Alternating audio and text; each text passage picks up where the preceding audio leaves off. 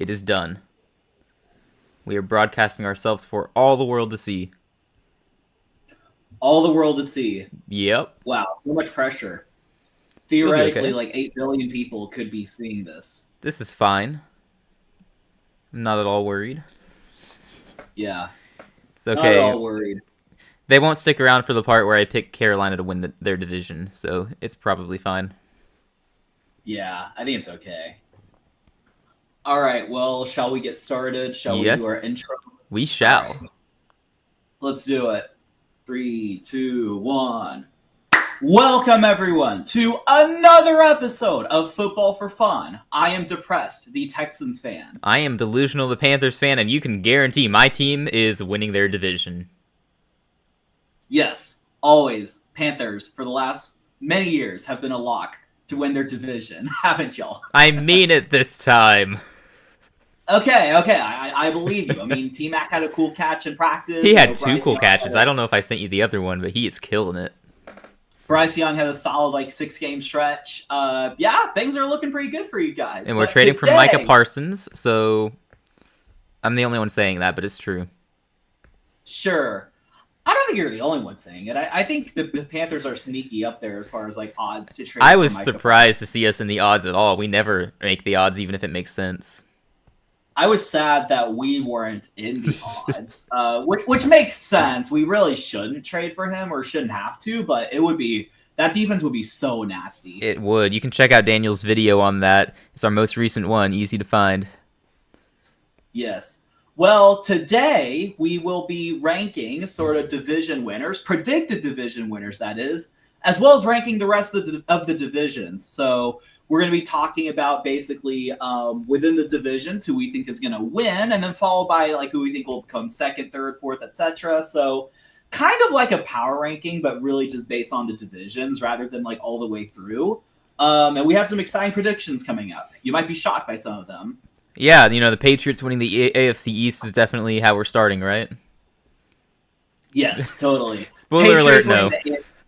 Yeah, Patriots winning the AFC East. I mean, they've won they've won 8 Super Bowls at this point. They have a rockstar head coach, a rookie quarterback or second-year quarterback to believe in. Okay, so AFC East is first. I mean, I think we both can agree that hands down, the Buffalo Bills should be winning that division. I mean, I guess you could see if something catastrophic happens to Josh Allen, which Josh Allen's never really been injury prone. You would think, given his play style, that he would have missed some time due to injury, but I don't think he's ever really missed significant time due to injury. No, he generally stays on the field and carries that team on his back. It's really impressive that he has the durability that he does. So they feel like a safe bet to win the division. Even if Allen goes down, you would need another team to step up and pass them. And I think the Patriots are a good candidate for that if we are correct about Drake May and Mike Vrabel leading that team. There's a very good chance the Patriots are sneaky playoff contenders this season, but I don't know that it's enough for them to pass the Bills, And I can't see Miami or New York doing that. Right. Especially with a healthy Josh Allen. You say even if Josh Allen went down, I don't know, it kind of depends. I think if Josh Allen went down, that Bills team would be competitive. Right. But they would be playing Mitchell Trubisky at quarterback, which isn't ideal, but there are worse options to have as your backup quarterback, basically. And they can lean heavily on the run game. That's kind of what I'm saying. Maybe you just maybe you just manage the game and you can do a Steelers and win 9 games and just barely win the division. But right. That's what I'm imagining. Yeah. I think if Josh Allen went down, which of course this is the epitome of football for fun, where we spend 5 minutes talking about what if Josh Allen suffers a season-ending injury. But anyway, if that were to unfortunately happen, then I think it would be a little bit more of a toss-up. But I could see the Bills winning it anyway. But it seems like Josh Allen's going to be healthy for a while, so let's hope Bills so. In clear first, and do we agree on clear second? I think we do. I think we're both going Patriots, right? We both view the Jets as a bottom 3 team, and the Dolphins are going to collapse at some point like they normally do. It could be worse this year. So I think we can fill out the AFC East completely with the Patriots, Dolphins, and Jets in that order, if you are cool with that. Yes, for sure. I think the Jets will be the worst team. I think the Dolphins could be competitive enough to where they could, like they always do in September, October, they could look pretty good. But ultimately they're going to collapse. And I think it'll be worse than like previous years' collapses because like I don't know. It seems like there's a lot of drama with like Tyreek Hill, the Jalen Ramsey trade, and things like that. And So I'm not exactly. have you seen their cornerback room? They lost another corner. I think every week it's like they lose a corner. It's crazy.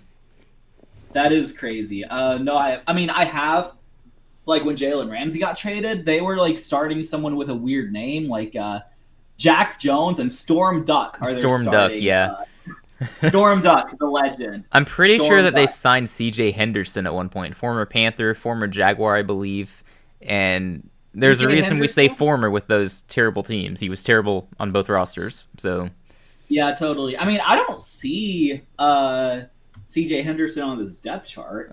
maybe they he's did. practice I don't know. squad. He might be practice squad. I'm pretty sure it was them who signed him. It's like, it C.J. makes sense, but Henderson? yikes.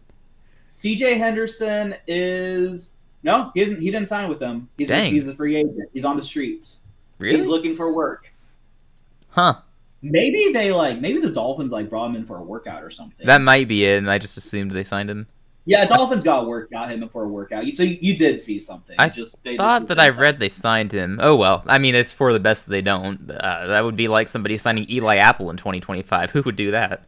at this point. Yeah, but I mean, yeah, we think He's the on the Dolphins roster. could win a few more games. Yeah, than the Jets, but the Jets are just a dumpster fire. Like, I think your best case scenario for the Jets is that Justin Fields catches fire, and then like Garrett Wilson and Breece Hall have career years, and the defense just puts it all together. But no, That that's might be not- more possible than we give them credit for, because we've talked a lot about quarterbacks who find a fresh breath of life on a new team and they break out, like Darnold last year, Geno Smith a few years ago.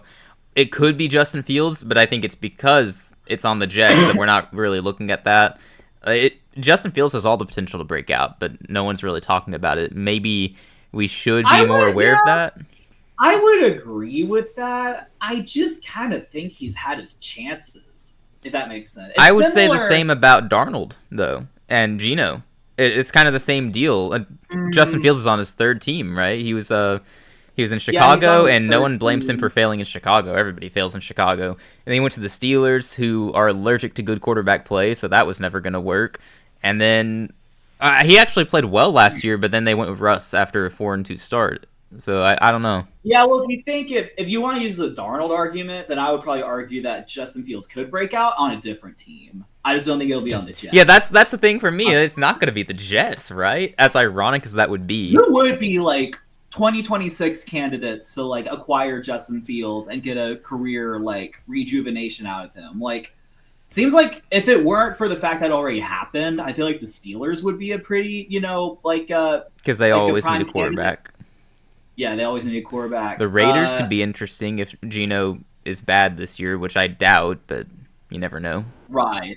I mean, you never know. Like this time next year, like could like the Cardinals move off Kyler Murray and like try to go for someone cheaper with Justin Fields? Like I don't expect it to happen. Could but be the also, Colts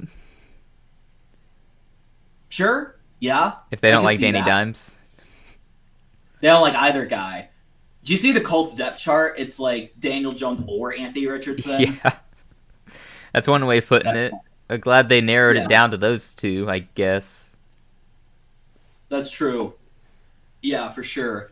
Ooh, the Rams. but- The Rams could be a sneaky contender for Justin Fields or another veteran quarterback if Matthew Stafford moves on.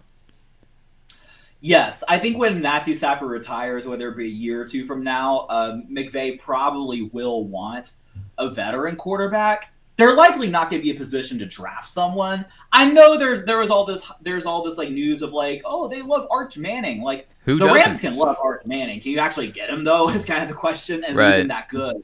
Is another question. But We will find out soon uh, enough too.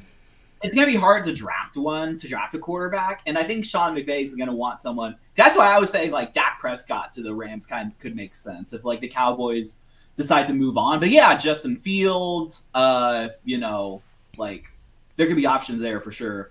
Yeah, but we're assuming he's not going to break out on the Jets. Although I would love to see it because I like Fields. I hope he plays well for them. But it's hard to see. I'm assuming the Jets are going to be clearly worst in that division and a contender for a top pick in the draft. As for the Dolphins, they're weird. You get the feeling they could be good because I think we both agree Tua is a good quarterback when he's on the field. And Tyreek and Yeah. Waddle, that's a good receiver duo. Not as good as some people may think, but it is good. Um, and the defense is really where your primary concern should be when the team is healthy. I think anyone's going to be able to score on them. It's a massive concern with that secondary. But once Yeah. Tua gets hurt, because that happens on a yearly basis at this point, the offense is going to sputter, and it's going to be horrendous for them. Like, they might be a top or a bottom 10 team by the end of the year. Right. That was interesting with Miami. Not that Madden ratings would really tell you much, but I think like 3 Dolphins were in the top 8 as far as speed goes. So the and actually, let me read you these speed rankings. Have you like read them yet? No, other than Tyreek, because he didn't get a 99 for the first time in a while. Yeah. So do you want to guess who do you think was number one overall? This is not necessarily a Dolphin. Number one overall at 99 speed. Oh, The only player at overall? 99. Or no. 99 overall speed. On the Not like Dolphins? overall. Not necessarily on the Dolphins. I'm just curious what you think. Oh, I mean, who's Put known me for on their the spot. speed? Achan comes to mind. He's really fast. Achan's pretty high, but Not a 99. Achan, no, he's like 96. That seems a little low. Hey, I'm looking up players. I was going to ESPN for something anyway. Oh yeah, Saquon could I be. got you. I feel like he won't have a 99 though. No, Saquon is not up there. He's a 95, which is actually a little faster than I would have thought. But Yeah, I was gonna say he's not known for his speed, but maybe since they made him a 99, they might bump up his other ratings. Um, yes, I don't know which running back is just known for game-breaking speed at this point. So okay, it's not a running back actually. yeah, I was gonna It's say hot. maybe a receiver, Yeah, but they aren't really. yeah. Hmm. I will. Uh, Someone on the defense? yeah. No. Um, Surely it's not a quarterback, right? not a quarterback. Can't imagine. This is a guy I'm pretty sure. Well, now I'm gaslighting himself. I'm trying to remember if it actually happened. This is a guy known for speed on and off the field. Let's just say. Wow, I didn't know Henry Ruggs was in the game. He probably would be in 99. I mean, he was pretty Honestly. fast, right? Um, uh, so any LSU receiver, I Is feel this like guy there's always like trouble maybe he there. was no, maybe he was arrested for different reasons. It's Xavier Worthy. Oh, he's a 99? Yeah, he's a 99 speed. Really? Yes. Huh. I mean, I know he's fast, but I didn't think they'd have him a 99 after one season. I don't know. It is kind of funny. Huh. Number 2, which I think we would actually makes a lot of sense, is Jamison Williams Oh, at sure. 98. I Well, forgot actually, about him. Jamison That's and true. Tyreek are tied at 98 speed. Yeah. And then I didn't realize he was this fast. Brian Thomas Jr. is at 97. Yeah, I was gonna say LSU receivers they can be fast. Yep. And you said on and off the field, and I'm like, one of them had trouble. I Yeah, no, thought. did Xavier Worthy get in trouble for? Because I when I was googling, like he got in trouble for other things, but was he get in trouble for like speeding? I'm trying to. There was something like that. Addison did. I don't remember. Well, he got. It's yeah, hard he to got in keep trouble up with which receivers have gotten in trouble for what at this point. Which receivers got in trouble for what exactly? I mean, you could Which, play a like, whole first game round- on that. Just yeah, it's a Right. mess, unfortunately. For sure. But I guess my previous point was that like I guess 3 Dolphins were in the top 10. Mhm. So in terms of speed. So Tyreek was number 3 at 95. No, sorry, 98. 95 is his overall, which is actually kind of a little high, but anyway. Tyreek was at 98. Jalen Waddle's at number 5 with 97. And then Achan is at what? 6, 7, 8, 9. At number 10 with 96. Gotcha. So they do have a good bit of speed. Like there's potential there for that offense if it's healthy. There's no doubt about it. True. And that's the only reason they might start off okay, just countering out their terrible defense. But I want to read you their schedule real quick. Just something interesting. They start with the Colts, and they're underdogs in that game. The I Dolphins find or the Colts? the Dolphins are underdogs to the Colts. Colts are a 1-point favorite. So let's say they drop that game, and then they play the Okay. Patriots, who they are favored against. But I disagree with that. I would pick the Patriots as of now. I don't. Yeah, I think Drake May's May's torching that secondary. Mm-hmm. Then they play the Bills, so that's 0-3 presumably. Then they get the Jets, who they're favored by 5.5 points. Monday Night Football, it looks like. We can grant them a win against the Jets, but then they play Carolina. And I know I'm biased and all, but I'm picking us to beat them. We're going to move the ball effortlessly on them, I believe. Is this in Carolina or Miami? This one's in Carolina. It's a home game for us. Okay, They're a that makes 1.5 point favorite, but I don't care. I'm picking us. What I might boldly predict is they start 1-4, and then they have the Chargers after that, so 1-5. But they start 1-4. They lose that game to Carolina. I think that might be when they fire McDaniel after a 1-4 start. That's interesting. Carolina Reaper strikes again. I obviously don't disagree that McDaniel will get fired, but I just don't know if that early though. Yeah, that's why I said this is a bold prediction. They start 1-4 or worse. It's a good bold prediction though. I don't know. It's pretty interesting. So like when I was like thinking about that, like I'm actually kind of think they'll win week 1 against Indianapolis. Realistically, probably. Yeah, I think they'll win week 1. I mean, like the Dolphins over the years have had some crazy. I'm just trying to pull up some previous years to kind of prove my point, but they've had some crazy, like just kind of like September results. I mean, last year not really. Their only September win was against the Jags, and they beat the Patriots in October. But I think the year before they had that was the really 70-point. This hung 70 on the Broncos. They had a 70-point win against the Broncos. They beat the Chargers and Patriots. They started 3-0 that year. Then got destroyed by the Bills. They beat the Panthers 42-21 in week 6. The only surprise was we scored that many points on them. Yeah, and I think in 22, let's see, they started 3-0 too, including a win against the Ravens at Baltimore and against the Bills. They beat the Ravens and the Bills. So I would be inclined to think, and also now that I think about it, let me see, it happened that year. I'm just double checking something because actually, holy crap, will this have happened like? Okay, I think they're inclined to beat the Patriots. Because they have won their first matchup against the Patriots at least 4 years in a row. Actually, I think Tua has some crazy record against the Patriots.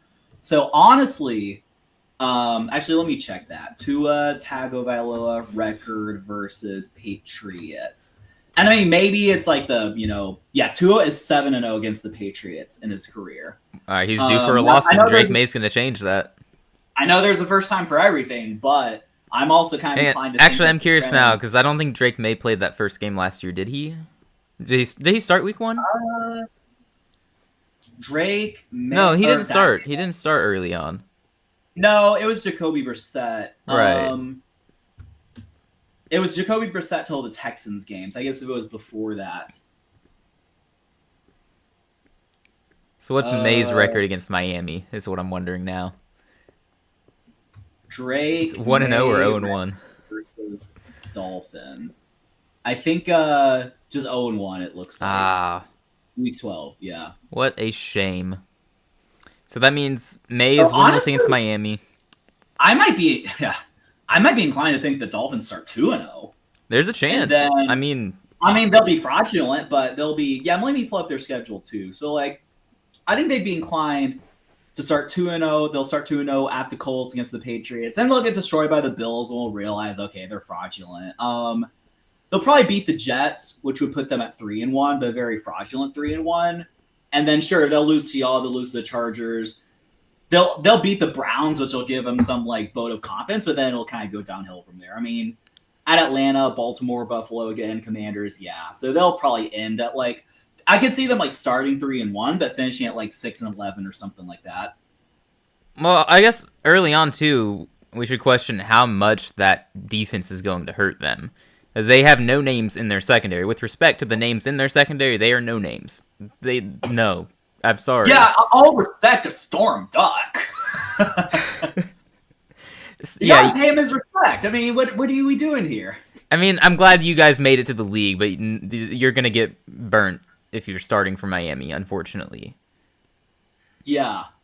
What I will say though, the Colts and Patriots don't really strike me as teams that are gonna have receivers to really burn them. I think the Colts have. Um, I know they don't have that top tier elite receiver, but they have a good room overall with Downs, Pittman, no, they um, have good. Pierce. I mean, you could probably theoretically say. I mean, maybe not the Patriots though. We could probably say for a lot of teams that they have like good receiving If you core. want that Danny Um, Dimes breakout game to happen, 400 yards, that's happening week 1 against Miami's secondary.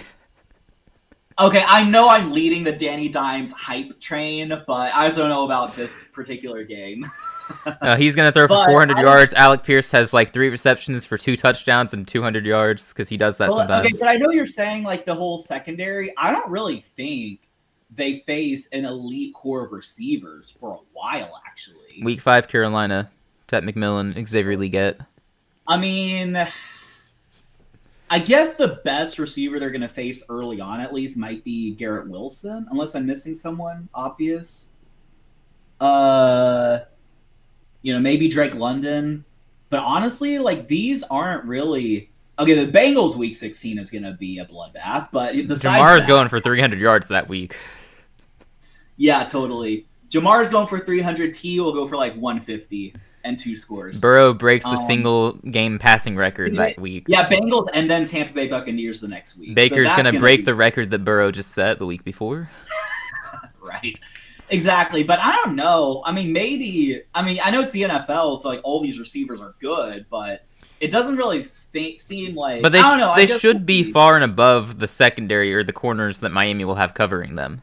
It's also the thinking there. Like Pittman's going to look like a wide receiver 1 in week 1, and then Stephon Diggs is going to go off week 2, or Kyle Williams out of Washington State. That could be his breakout game, rookie receiver. Whoever Buffalo's wide receiver 1 is by week 3 is going to go off. Keon Coleman, Khalil Shakir, whoever you want to say it is. Yeah. Because I'm sure some people believe in Keon Coleman breakout. Sure. I don't know. I just think with the secondary that bad, Really, anyone can roast them. that's a pretty bad secondary. But I'm not sure we've seen a secondary this bad in quite some time.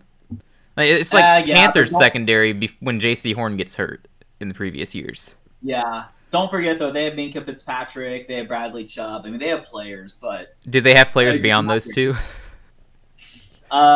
there's one other name I recognize. Jalen Phillips, I guess, is their best player. Oh yeah, young edge player. But, he's fine. yeah, there's only so much. The Browns, for example, have showed us there's only so much you can do with like one good defensive player. Right. And Bradley Chubb is good, but not great at this point. He was supposed to be elite, but he never really broke out and had injury issues. So I think he's kind of peaked, is what I'm thinking. He's just kind of a veteran guy at this point. Yeah. All right, do you want to move on to the next division before we get too sidetracked talking about the Dolphins? The AFC East, as easy as it is to predict, is shockingly intriguing. So we should move on. That's true. Yes, let's do it. The AFC let's get intrigued West. by the AFC West. Now, I think the number 1 pick is going to be extremely controversial. I know, like, there's a lot of like possibilities there. I don't know if we're going to agree on this. Like, we might have an ESPN first take style debate on who wins the AFC West. Look, how much I love the Raiders, so I am gonna have to put them at 1. First take would have a debate about that, but probably the Raiders. Yeah, I was thinking the Chargers. I mean, they've never chargered it up ever. What about the Broncos with Sean Payton, Super Bowl winning quarterback? Totally nothing suspicious with him. But I think people are sleeping on the Chiefs. Like, why are we sleep? Actually, though, why are we sleeping on it? Anyway? But actually, they're going to be the dark horse contenders. They're going to be the little engine that could. So the Chiefs, everyone loves to hate on them. We've had people criticize Patrick Mahomes in our chat, which, to be fair, yes, he's fallen off, and his stats have been trending down for the past few years, and we probably are at a point where in today's league he is overrated. I think Burrow, Lamar, and Josh Allen have been better quarterbacks than him for the past 2 seasons. However, the team overall has been one of the best in the league. They've been to the Super Bowl 3 consecutive years, and I think their team's going to be better this year with Rashee Rice healthy and Xavier Worthy taking a leap in year 2. And the defense is still going to be elite. You still have Travis Kelce probably in his farewell season. I don't know why you would want to doubt the Chiefs right now. They've got all their core pieces intact. They still have their defensive coordinator, which is amazing at this point. What's to hate? You have to believe in another team to win enough games to surpass them. Is it going to be If-Boy Justin Herbert? Is it going to be Bo Nix? No, it's not. That's a lot of pressure for a second-year quarterback, like a second-year sort of regime of like the head coaching quarterback. And I don't doubt that there are a lot of good teams in that division. Even what we probably will perceive as the last place team being the Raiders, like they could be a sneaky. Like, I think all 4 of these teams have a path to make the playoffs. I think there's a good shot. At least 3 of them should. The Raiders are the team that has to crash the party. Yeah, for sure. But it's all these years it's been the Chiefs, and like my rule of life has always been death, taxes, and the Chiefs winning their division. And until they prove me otherwise, then that's just going to be the case. And I think, the Chargers always, I mean, they're a really good team, don't get me wrong, but they're not perfect. And there's just kind of like sometimes like they can sometimes they can charger it up, and that's just kind of how it goes. And the Broncos, they're still like a really young team, at least at quarterback. So, and I think they need more skill position players. I would say the Broncos have the best chance to do it if they had more talent on offense. And maybe the running back, RJ Harvey, if he starts at some point, maybe he's so good that puts them over the top. But I think they need more receivers. I'm a Courtland Sutton fan. I like him, but he's not your ideal wide receiver 1. He's a low-end wide receiver 1 in the league.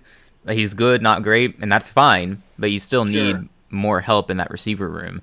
Evan Ingram at tight end is pretty solid. I like that. I wish you just had a game-breaking, game-changing weapon, is what I'm saying. Yeah. And Denver doesn't have that on offense. They don't have like they don't really have like a Justin Jefferson or even a Nico Collins or something like that. They just kind of have a bunch of like good guys, and it's like. Can you name their other receivers beyond Courtland Sutton? I can because I play Madden too much, but. Yeah, Courtland Sutton. Do they have Marvin Mims? They do. He's entering year 3, I think. Sneaky breakout contender. Yeah, they no longer have Tim Patrick. I know. We talked about their tight end. I forgot his name, but I know their tight end. Evan Ingram, yeah. Yeah. Young player, year 2, Devon Vele is someone to watch. He could be solid. I don't think he is the type to be, an elite wide receiver 1, though. So either way, that makes sense. I think their peak is basically being the Colts wide receiver room right now. That's basically it. Yeah, that makes sense. Which is fine, but if you want to catch the Chiefs, you need more than that. I'm not even sure you catch the Chargers this year because I really like the Chargers overall. I love their roster. I think they could use a game-breaking weapon at receiver, too. Maybe it's going to be Ladd McConkey. I'm a Georgia fan, but I've always said I didn't understand how Ladd was almost a first-round pick. And then he had a great rookie season, and I'm like, okay, I guess I missed something at Georgia. He was great in college. He just never gave me NFL vibes. But in any case, he's proving doubters wrong. I hate that I'm a doubter, the Georgia guy. But maybe it's him. Maybe Trey Harris from Ole Miss is going to be good. Maybe a younger, less-known, unproven receiver. Maybe someone we saw in that Hall of Fame game the other night. You never know. But I like the Chargers roster overall, and I like Jim Harbaugh as their head coach. I like Justin Herbert. He's still a top 10 quarterback, even though he has come up short in the postseason.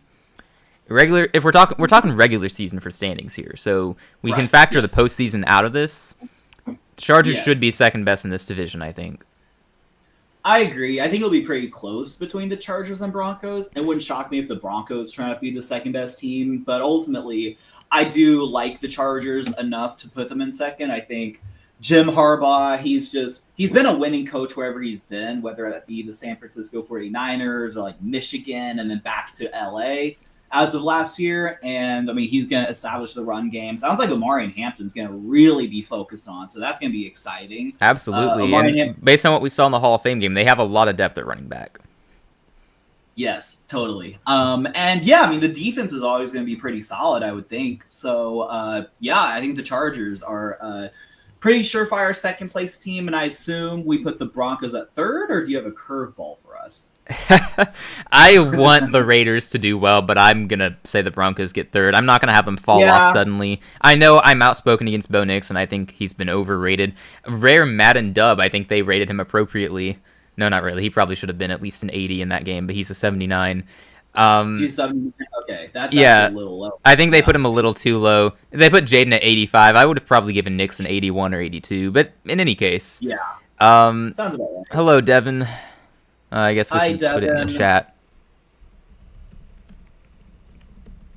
Anyway, the more intriguing debate was between the Chargers and Broncos, and we're just kind of... we don't mean to write off the Raiders as the fourth in that division, but I don't think they have the same talent overall. They obviously are very talented with Brock Bowers at tight end, and they have hopefully a really good running back in Ashton Genty. Geno Smith is no slouch at quarterback. Stop disrespecting him. He's I mean, just good. like you just gotta see, just you gotta realize what happens when you write off Geno Smith. He doesn't write back. Exactly right. And I got Max Crosby in that defense. You know what I would love is for the Raiders Mhm. to be the team that trades for Micah Parsons and they pair him with Crosby. You know how nasty that would be? That would be absolutely insane. Yes, and then it would seem like at some point that you could just make the offense like good enough to where they could like make a run. But it's also like They that would might be already absolutely be good enough, to be honest. It might be the defense that needs more help. I'm not. It kind of depends on how good their offensive line is, which I'm not gonna lie, I'm not sure how good it is. But I would also say yeah. Geno Smith.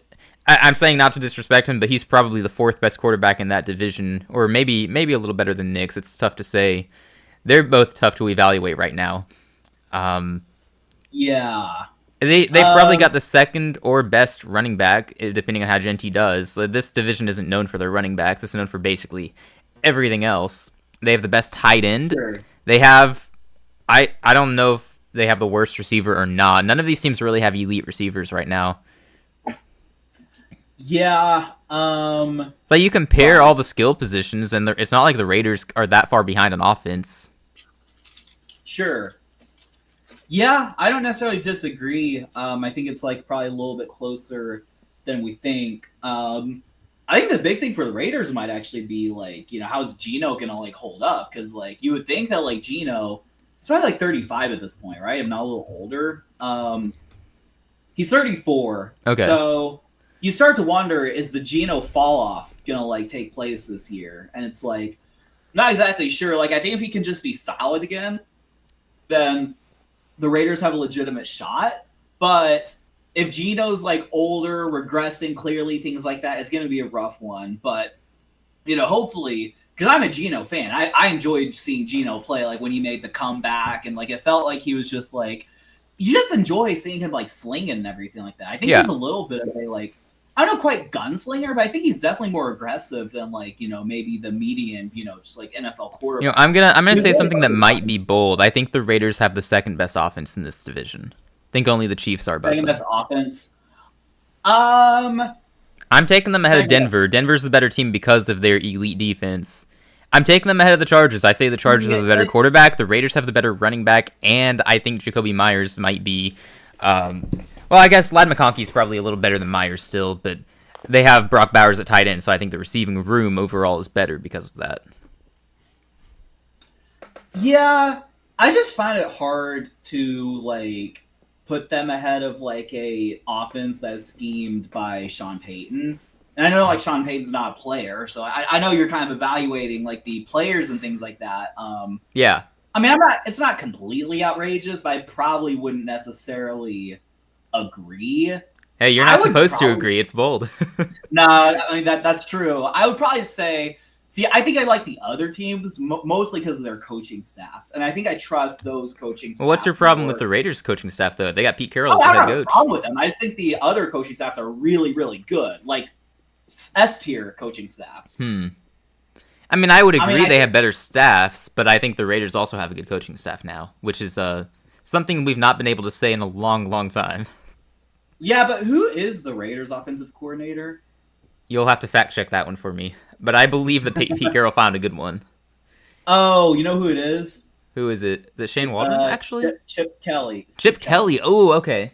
Wait, where did Shane Waldron go? Because that's the name that just popped into my head. Is he? Shane Waldron. Well, he was in the Bears at the Bears. I think. Is he still with the He's Bears, the or they fire passing game him? coordinator for the Jags. Okay.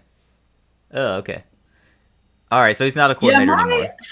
I don't know. My impression of Chip Kelly is like, I'm not really sure about He's him. failed Like, enough as a head coach lately but he was the offensive coordinator he at had Ohio some- State last year, I believe. Like he quit Yeah, he his was at Ohio UCLA job State. and went to Ohio State and won a championship. He can call plays. Yes. I mean, I don't necessarily doubt that. I'm just not sure. I think I would definitely trust, the play calling of like Jim Harbaugh. I guess I should look up the Chargers like offensive coordinator. I mean, I trust the play Chargers. calling of Sean Payton. I think that's the only reason Bo Nix had that good of a rookie season. Yeah, Which I've because been I mean, outspoken Sean about that. Payton's going to be the offensive coordinator regardless. The Chargers offensive coordinator is Greg Roman. I didn't realize that. Oh yeah, that's He was the yeah. He was the Ravens offensive coordinator. Lamar's in Yeah, and Dynasty. then He kind they of fell off, fired him, right? and they have Todd Monken, former Georgia offensive coordinator, It's and like the Greg Chargers go to. Roman really fell off. I thought he was like a hot name like a few years ago, and suddenly he's just kind of Yeah, bounced he fell around, off a right? little bit, but he's still good, not great. No, he's still good. Yeah, I think like that combination is like of like Greg Roman and Jim Harbaugh is pretty good. It's solid. But yeah, I guess like I could see like roster wise how you could probably like say to where like the Raiders could be pretty good, like second best in that I think roster division. wise, they have the second best offense for sure. There's no doubt in my mind. As long as the No offensive line doubt. is not just completely terrible. So the offensive line, it looks okay. It's like Colton Miller at left tackle, DJ Glaze at right tackle. Then your guards are Alex Kappa and Dylan Parham. And your center is someone named Jackson Powers Johnson. He's second year So center. That's good. Okay, I like that yeah, overall. That's fine. I can get behind that. It's seems not like Gino okay. is used to a good offensive line anyway, so I'm not too worried about him there. Sure. That's kind of why I'm Yeah. saying as long as they're not like terrible, it should be fine. Gino knows what he's doing there, and yeah, Yeah. See, I'd probably disagree on your take there, but that's fine. I mean, like that's like that's why it's that's what bold. we're here for, People right? aren't supposed to find this take agreeable. Yeah. I just think like I don't know. We'll see. I guess we'll see We how the will see. games By play. the end of the year, we'll see who has had the best performing offense. I don't think it's to the point where they're better than these other teams because top to bottom, I think Right. that the Chiefs, Chargers, and Broncos just have better rosters. I think the Raiders need more on defense than Max Crosby. I'm not really sure who That's else they have true. on defense, to be honest. I feel like they had someone else who was pretty good. Maybe Are we I'm missing just any key names? no. Besides like Jeremy Chin and Eric Stokes, like not Well, Chin really. hasn't been that good in a little bit, unfortunately. Yeah, somehow he's a starter, but no, nah. It's just Max Crosby. If not for some reason they had another. Maybe I was thinking of Christian Wilkins actually. Funnily enough, Oh yeah, yeah. He kissed his spot goodbye. sure did. I wonder who he kissed. I still want to know, like, which player was sensitive enough to like report that. I would love to know that too. It's probably somebody low on the depth chart though. Otherwise, the name would have been out. Yeah, probably. All right. Well, I Maybe think we've. maybe he kissed Max Crosby. I was gonna say that's what I was thinking, and then I'm like, "There's no way that wouldn't There's have no gotten way out." that would have been. I'm sure it would have been like funny if that happened, but I don't think it would have been him. He probably would have gotten beaten up by Crosby. True. All right. Oh, do you Christian have anything Wilkins else to and add on the Crosby AFC probably can West? stand. I don't think so. I think like I like the Chiefs clearly, but I think it'll be a fun, exciting division. I could see it being to where I could see three teams making it, but I could also see like maybe like two teams make it and a third misses out on tie breaks or something like that. Like that's entirely possible I as could I well. could see anywhere between 1 and 4. Wouldn't Yeah, surprise me I could this see year. one team making it and like the other three missing out on tie breaks. I think a lot of possibilities are possible, but yeah, I still we think can move all on. 4 could make it in, depending on what happens in the other divisions. Like if the Patriots don't break out, that's only one team coming from the East. In the North, it's not going to surprise anyone if the Steelers miss the playoffs, right? And the Bengals defense keeps I them out. guess Yeah, I guess I did actually have one question before we move on, which is that if the Chiefs were to be overtaken, what do you think is the more likely outcome? Do you think it's more likely that the Chiefs would have had a collapse, or one of the other teams would have had like a meteoric rise? I think it's more likely the Chiefs collapse, but in reality, I think it would be a mix of the two. The Chiefs take a step back from their 15-2 season. They go like 12-5, 11 and Yeah, yeah, I said that right. 11-6. 11-6. I don't even know if I would see that as a collapse. When I say collapse, I'm thinking like Chiefs go 8-9 or something. Oh like yeah, that. they're not Maybe. collapsing like that. The only way they go less than 11 wins is if Mahomes gets injured. Yeah. No, I don't. I See, think the I only think way is they take a step back, and then a team like the Chargers or Broncos powers forward and wins enough games to surpass them. yeah, that makes sense. And the Broncos, you could see it if you're a Bo Nix believer, or sorry, a Bo Lever, and he is just an elite quarterback this year. I'm not one of them, so Yeah. no. And then the Chargers, you just have to believe that they stop charging it. That's really the only thing holding them back at this point. They charger it every year. They're a very good team overall. It's just they have to shake off Yeah. the Chargers stigma. I don't know how long it's going to No, take Harbaugh to do that. yeah, no, I think that's the case. Yeah, I don't think the Chiefs will collapse either. It is kind of like hard to see like it would be hard for like one of those other teams to like really take a step and go like 12, 13 wins, but I can see it for the Chargers with the roster they have and the schedule they have. I think I'm already projecting them to win 11 or 12 games. You just need the Chiefs to not match that, because they're going to have the better division record probably. Yep. But we'll see what happens. We will see. We will see. I would love to see the Chiefs having to play on the road in the playoffs, like to start off. Put them in the wild card round and see how they do on the road. That would be fun. Yeah, that'd be great. Can you imagine Buffalo gets the 3 seed and they face the 6 seed Chiefs in the playoffs and they lose? You know, Buffalo fans, you don't deserve that, but it would just be such a cruel twist of fate. That would be horrendous. Yeah, that'd be so fun. Oh, man. All right, on to the AFC North. I think it's another one where we lock in the first team with the Ravens. Yeah, well, I was thinking like the team with like 5 quarterbacks and who just signed a Pro Bowler and Tyler Huntley. They did just improve at QB too. They sure did. Yeah. But no, yeah, we can lock in the Ravens. Wouldn't completely shock me if a team like the Bengals like caught fire and won that division instead, but if they have enough of a defense, they are in the conversation for sure. Yeah, for sure, but no, I would assume that the Ravens win that division, and that's just kind of like, who do you like better, the Steelers or the Bengals? I would agree with that. The Ravens are a team that's competing for the top seed in the AFC, and they might very well get it. Would not be a surprise.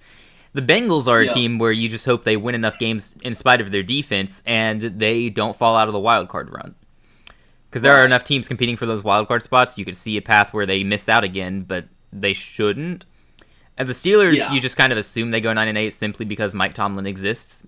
And that's it. There's no other reason to believe it. Like, I think their defense probably got worse this offseason, losing Minkah Fitzpatrick. I don't care that you added Jalen Ramsey. Cornerback was not your issue. So you lose your star safety for a corner who I guess is starting as your cornerback 1. It's him and Joey Porter Jr. I thought their cornerback room was fine, but okay. The Steelers season comes down to how good Aaron Rodgers can be in that offense, and we do view him as an upgrade over what they've previously had. And they have DK Metcalf at receiver. That's it. I don't think you can name any other good receivers on that roster right now. But they have DK Metcalf at receiver, so that's great. I'm sure he won't punch anyone or have any fights on the field. That would never happen to a Steelers receiver. No. Steelers are okay. Yeah, they're okay. They're the definition of mid. So, but I guess what you have to question is, do you trust the Steelers' defense more or the Bengals' offense more? Who are you putting above the other? Oh, I think I trust the Bengals' offense more, honestly. And I sure do trust the Steelers' defense, but Bengals' offense has shown me that they can like score points with Joe Burrow, Jamar Chase, T. Higgins. They have they Chase Brown at running back, who could be really good. He's entering year 2. You should not write him off, anyone. Do not write off Chase Brown. Yeah, for sure. Everyone's talking about Bucky Irving. Keep an eye on Chase Brown. He's your real breakout candidate. Yeah, for sure. I guess if we're debating between the Bengals and Steelers, I'd probably be more inclined to take the Bengals, but I also see them as way more volatile. Like, I feel like the Bengals, they could go 12-5, or they could go like 5-11, or maybe 5-11 is harsh. But I can't see 5-11 for that offense unless Burrow gets hurt. They're like below 500 for sure. Like, oh yeah, they could be like, they're way more volatile. Where I feel like the Steelers range is like between 10 and like 8 wins, literally. Like, I think. Okay, well, this is where I'm gonna look up the schedules to see how this holds up. Like, how many losses can we see these teams taking? So, give me just a second to find them. Yeah, okay. I'm going to ESPN. So I'll go to the Steelers first because they're the first team that popped up for me here. So, wow, they opened with the Jets. That's so lucky they opened with the Jets. So lucky. They're going to start 1-0. Yeah. The Steelers get an easy 1-0 start. Their schedule isn't daunting to start. Like, it's mostly a bunch of mediocre teams. Like Seattle, fairly mediocre. They're favored by 1.5 points. Yeah. Who are you taking there? Versus Seattle? Yeah. And you said Steelers are favored by 1.5 or Seattle? It is a home game for the Steelers, so they are favored by 1.5. So it's really more of a toss-up where the home team's favored. I think it's a coin flip. Like, me personally, I'd probably... That early in the season, the Steelers would be pretty healthy. I'd probably actually go Steelers. Okay, a week later, Patriots are at home favored by 1.5 against them. Patriots are at home. I'd be probably inclined to say Patriots. Okay, so 2-1. Then they play the Vikings in a third consecutive toss-up, except it's an international game. Yeah, Vikings this are one's in favored. Ireland, right? Think so. This is JJ McCarthy. JJ McCarthy versus that defense scares me. I mean, Justin Jefferson and scares me, of course, always, but I might be inclined to go Steelers. I mean, that might be a little bit against the grain, but Okay, I well, think early. you have them starting 4-1 then, because they play the Browns after that. No, I have an upset. Okay, no, I'll assume the Steelers win. I mean, and 4-1 start doesn't really shock me. I mean, I think they started good last year too, right? They always start good and then collapse and then mediocre Yeah, finish. that's kind of what I'm angling for. Yeah, and then they play the Bengals. Bengals at home are favored by 4.5. So Yeah, Bengals. I'd probably pick the Bengals there. I feel like that would be like kind of a shootout, but the Steelers would lose. Yeah, and then they play the Packers. Packers are on the road but favored. They should be the better team. Yeah, I'll assume Packers. They kind of go on a little collapse. And then we assume they beat the Colts. Yes. Yeah, probably. 5-3 facing the Chargers. Chargers are favored by 5. I could see an upset there, but we'll go Chargers. So that's 5-4. They're playing the Bengals again. Let's say they split. I think Sure. the first result was a loss. Let's just say they split. So that's 6-4. 1-1. Yeah. They play the Bears. The Bears are favored by 2.5 at home. Ooh, that's tough. I feel like that depends on how good we think the Bears will be. Right.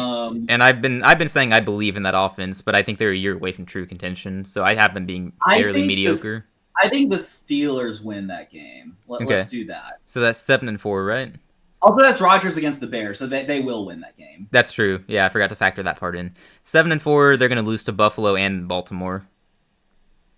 Yeah, sure. 7-6. Buffalo on the road is favored by 4.5. The Ravens at home are favored by 8.5.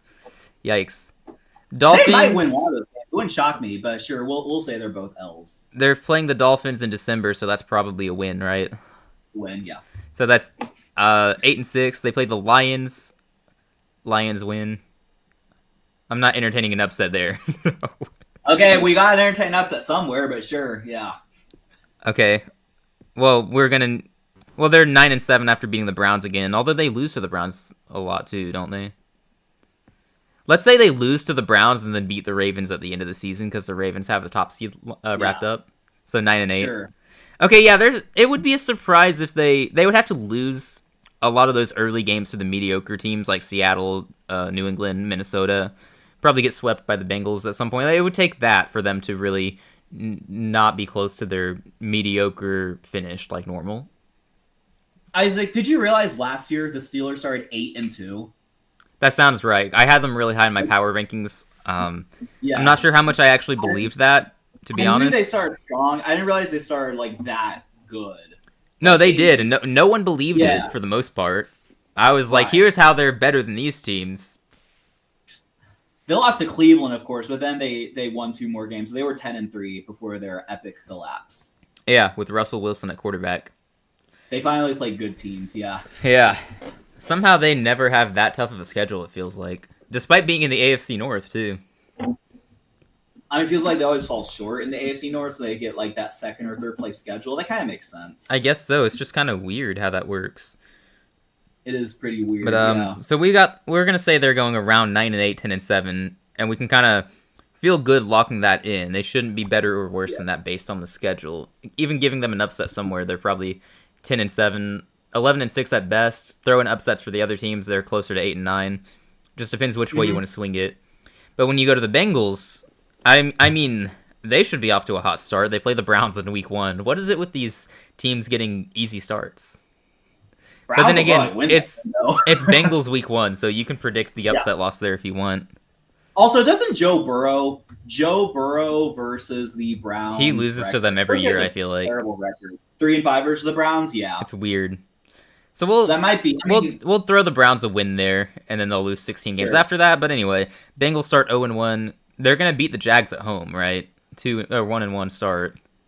Mm-hmm. And then they play the Vikings week 3 on the road. So Vikings are favored by 1 at home. I trust the Bengals to score on that defense. Yeah, I would think so too. I mean, I trust the Vikings to score too on the Cincinnati defense, but I that's still JJ McCarthy's third game, so I'd be inclined to That's go true. two and Yeah. one. Denver in Week 4 at home. You probably take the Broncos there. They're gonna score, and they're the best defense to keep from being scored on. Yeah. They play the Lions. That's gonna be a fun shootout. They're at home against the Yeah. Lions. Lions are favored by 1.5. Where do you lean there? Maybe I probably go Lions. Okay, so that puts them at 2 and 3, facing the Packers on the road. Mm. They could win that game. I could see like a bounce back, like upset at the Packers. Yeah, 3 and 3 then, and then we already gave them the first win at the Bengals, so 4 and 3. They're beating the Jets, right? Yeah, you would think. 5 and 3. They play the Bears. They're at home, so I would give them the win.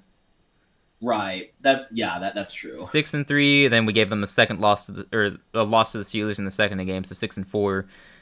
They're at home against the Patriots, favored by 4.5.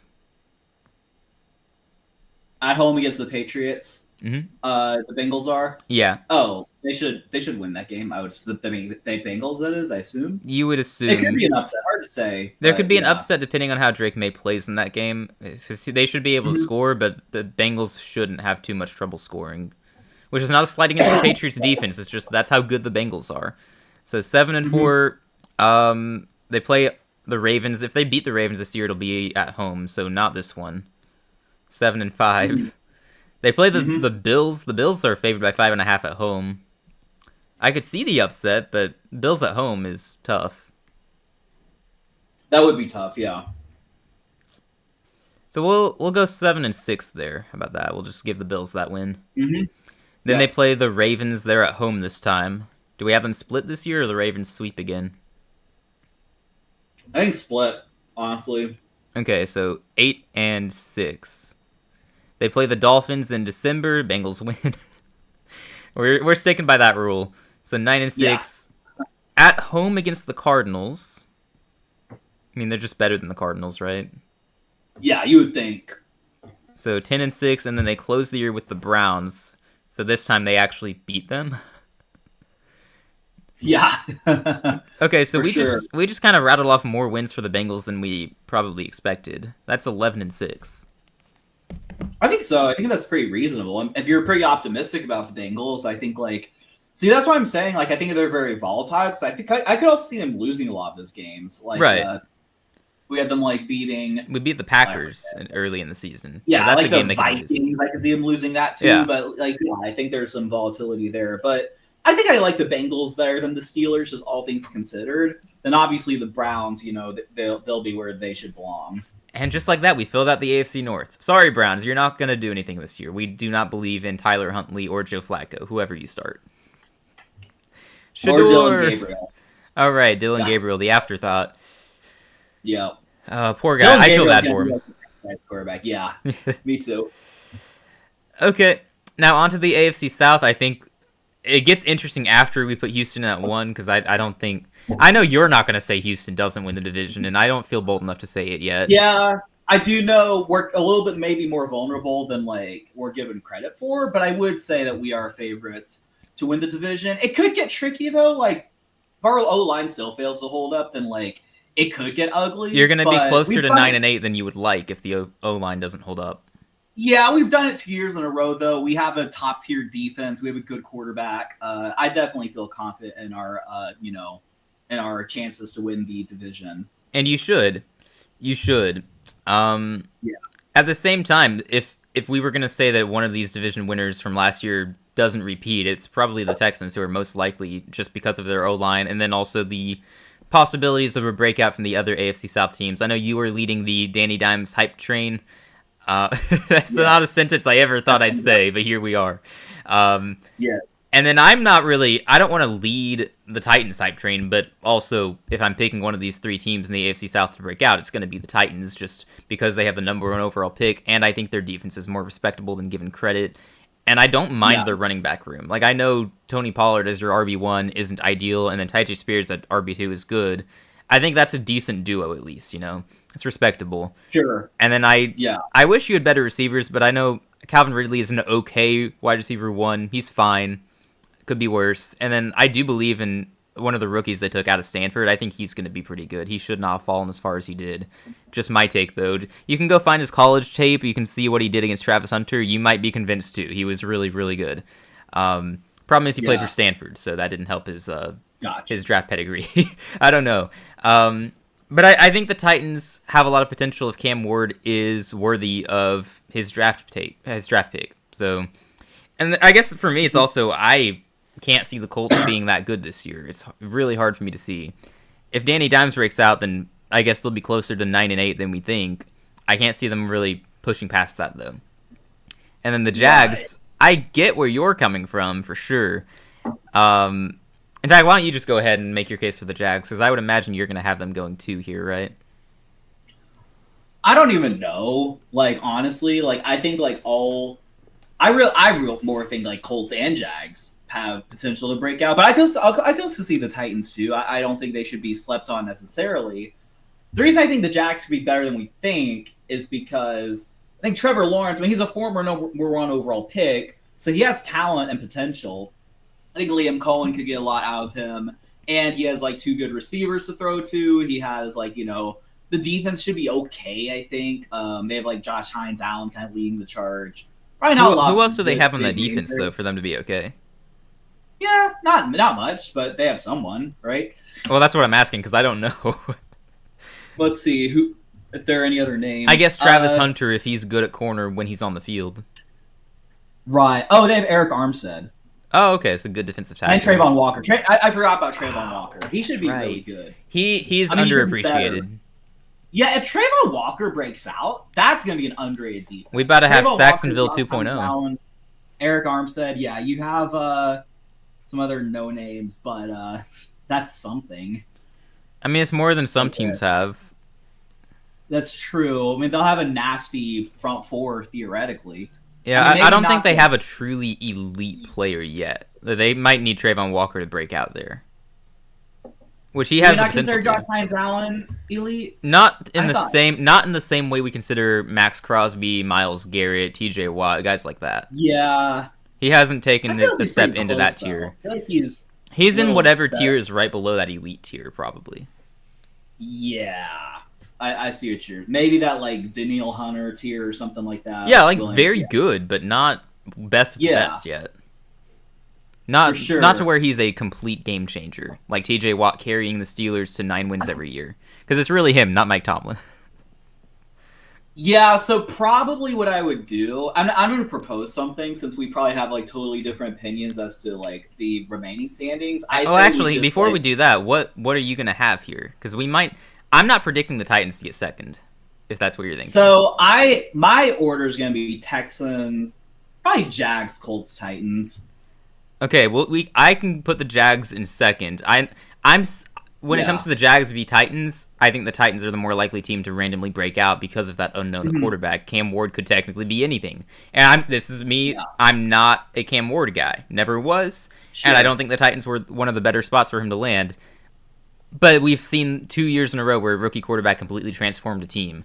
And yeah, other pieces fell in place alongside those quarterbacks, like Stroud with the Texans and then Jaden Daniels with the Commanders. Why not Cam Ward? I mean, the quarterbacks were a lot of it, though. I can get behind that. I personally probably would still put them in last, but for this sake, I'm fine putting the Titans at third. I just don't really... The reason I'm not as high on them, and maybe you could have said that about, like, other... iterations is that their offense just never excites me. Like, Calvin Ridley. That's because of who they've had at quarterback every year that we can really think, right? Like even when they had Derrick Henry, they weren't exciting. I guess, but when they had Derrick Henry, they had Ryan Tannehill though, who was pretty good. He was fine, just fine though. Yeah, I feel like you could have put like. I don't know if it's because I see what you're saying though, but maybe just me then. Maybe it's just me. Like what's that? So maybe it's just me then, because it's always been the lack of a really good quarterback. Look, if the Titans have like some top 12 offense, this year, like I will be the first to admit how wrong I was, but it just doesn't. I mean, let me just see. Let me just see for myself. I'm not even necessarily predicting that because, as I've said, I'm not a Cam Ward guy, so I don't really think that's going to be the case this year. Yeah, it's a Cam Ward, Tony Pollard, Calvin Ridley, Tyler Lockett. Tyler Lockett's decent actually, but he's like also like 31 or something. If I'm Alik Ayamaner on the depth chart too, rookie out of Stanford. Alik Ayamaner, yeah, he's not even a starter. Van Jefferson is their third receiver. Fascinating. I don't like that. Yeah, that's kind of questionable. Chig Okwanu, I get he could be good. No, his breakout was supposed to be 2 years ago. Yeah. No, like I'm saying, based on the potential, I would say the Titans are most likely to break out because of the unknown quarterback. But in my own personal predictions, as someone who doesn't believe in Cam Ward, I would put the Jags in second, and then it's a debate between the Titans and Colts. And the Colts, I think, have the better overall roster. Yeah. I'd probably do that too. I'd go Colts 3, Titans 4, based on my personal predictions about the teams. Yeah, I'd do that too. Yeah. Yeah, so we're in agreement with the standings. We're in agreement based on our predictions. Yeah. It's just which team do we think is more likely to be the breakthrough team. That's where we disagree. Yes. Right, that is where we disagree. And in reality, none of the teams are breaking out, so we're good. No, in reality, it's going to be like Texans 10-7. Like, everyone else can be 7 wins or under. Everyone else is going to compete for a top 5 pick. They're all going top 5. All right, well, we are done with the AFC. I think this is pretty reasonable. I mean, this is probably what most everyone else has, to be honest. Yeah, I would think so, too. We haven't actually done anything bold yet. Not yet. That's okay, though. The NFC East should be intriguing, though. It should be. I think we predict the Eagles to win. We're not going to get bold there. It's number 2 where I think it could get interesting because I think everyone is kind of assuming Washington is going to be the number 2 team here. I think it's a closer race than we might realize, though. Dallas went 7-10 last year with Dak Prescott missing most of the year. And every year that Dak has been healthy, they've won or at least 10 games, right? At least lately. They've usually been really good. And they're going to have Dak returning this year. It's not his first time coming back from an injury, so I'm not really too worried about that. I think he's going to be able to come back, and he's going to have CeeDee Lamb and George Pickens. At least for most of the year, they'll have George Pickens. I don't know how long that's going to work out based on his off-field and sometimes on-the-field issues. Yeah. The running back room is very questionable, but honestly, it's been questionable for years now. Even 2 years ago, they didn't have a good room, and they were a high seed in the playoffs, right? Weren't they the 2 seed just 2 years ago? That sounds about right. They were because they lost to the 7 seed.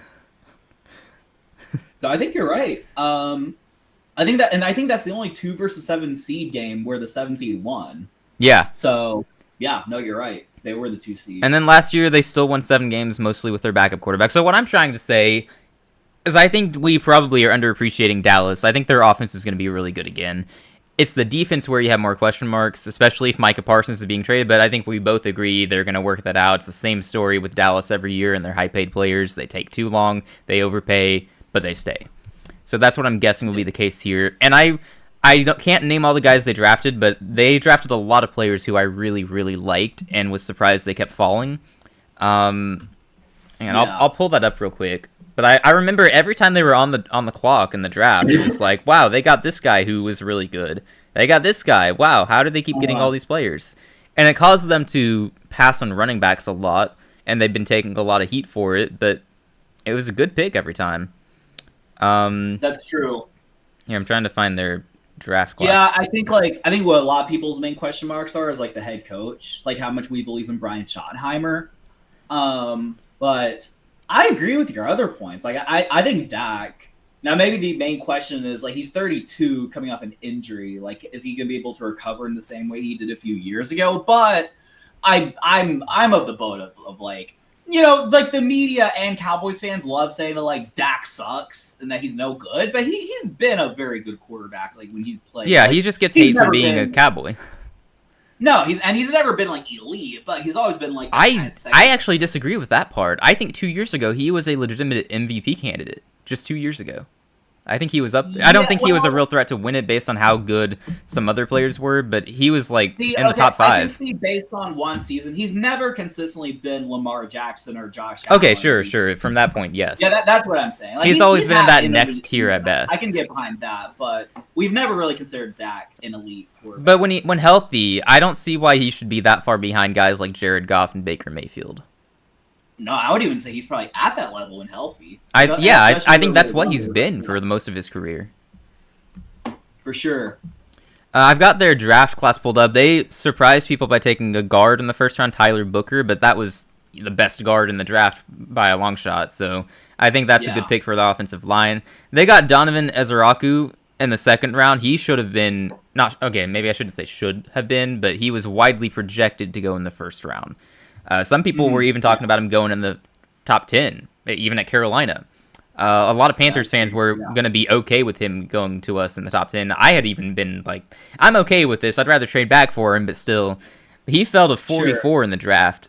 And I mean, if they keep Parsons around, that's going to be really helpful. A lot of people are going to worry about Parsons coming after the quarterback. Then they're going to have this rookie defensive end coming after them. I think that's a really good pick. They got cornerback Siobhan Revel in the third round. That was someone who, before his injury in college, he was going in the first round. But I think he tore his ACL and then missed a Yeah. lot of the season in college and just fell down draft boards. But when he returns in full health, that's going to be really, really good for that secondary.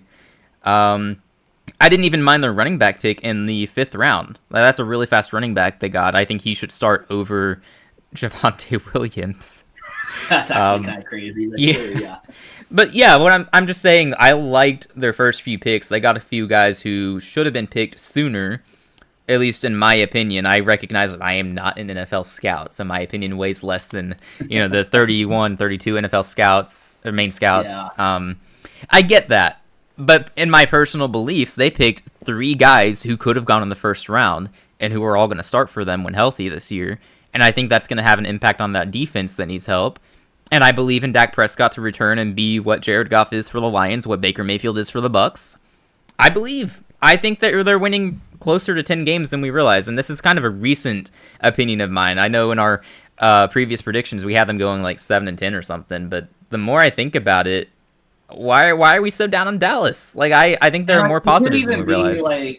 It could even be like they go 7-10, but 3 of their losses could have been like the other way around, where they were good enough to be like a 9-10 win team. And I would say like my only reservation with Dak is not even by playing abilities; it's by like just age and health generally. Yeah, Like, and I think that's you valid. can see like a fall off from him, but just like given what he's proven throughout the years, like if he's just healthy and has like one more good season to him, like yeah, why can't he be like a top 10 quarterback statistically and like lead the Cowboys like a 10-11 win season, then get pooped in the first round of the playoffs? Yeah, exactly. But I wanna read their schedule to you real quick. Just rapid fire predictions. They're gonna lose to Philly week 1, right? Yeah, I would expect so. Giants, they're at home. Should be win. Okay, they're on the road at Chicago early in the season. I'm taking Dallas there. I don't care that Chicago's a 3-point favorite. I'll take Dallas. Sure, we'll take Dallas. I was actually gonna go Chicago since like early in the season it could be a little tricky, but we can say Dallas. I mean, maybe like I'm more of a believer in Chicago later in the season as the system is fully integrated and players get more comfortable. Sure, that's fair. That's kind of what I'm thinking. But 2-1, I'll give them a home loss to the Packers because it's the Packers against Dallas. Yeah, that's fair. I think 2-2. Yep. Okay, the Jets and Panthers. I'll be the first to tell you they're beating us. They always beat us. Yeah, and they should. I assume they beat the Jets too. Yeah, so 4-2. They get the Commanders. Yeah. I think they're splitting with Washington this year. So I think they win the home game and lose the away game. Mm-hmm. So 5-2, they'll lose to Denver, right? Yeah, you would think so.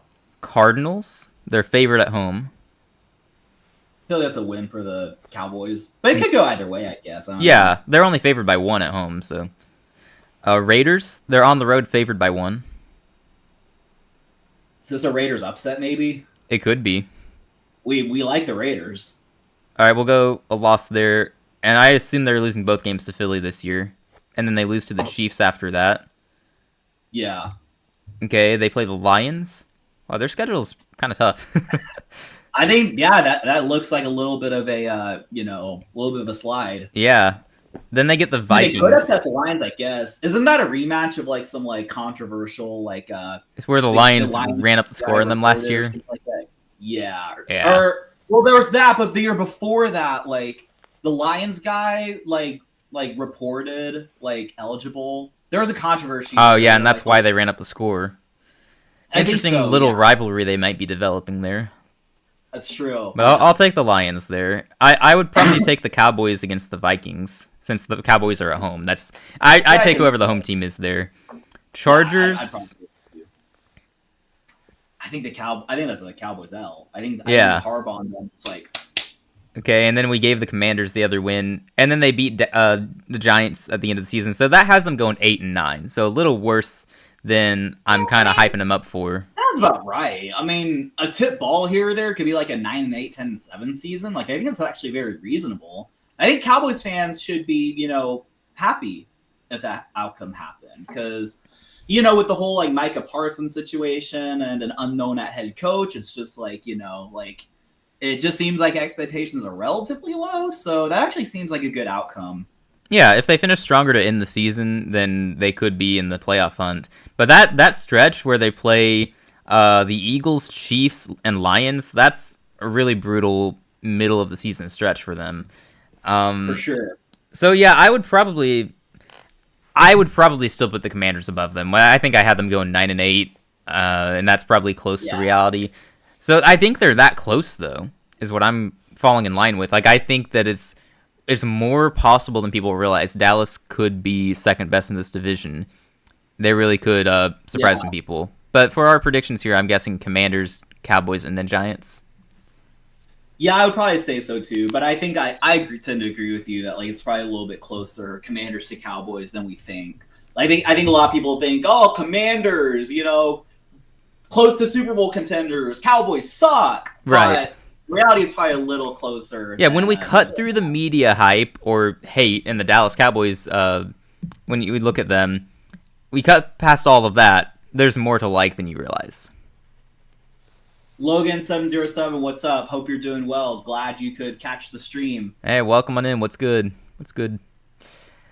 We just went through the NFC East, and I think we're good to go here. You want to move on to the West? Yep. The West is more NFC interesting West. because all four teams could go 9-8. Like literally, all of them could go 9-8. It wouldn't surprise me. Yeah, I think we agree on the first place team. Is that right?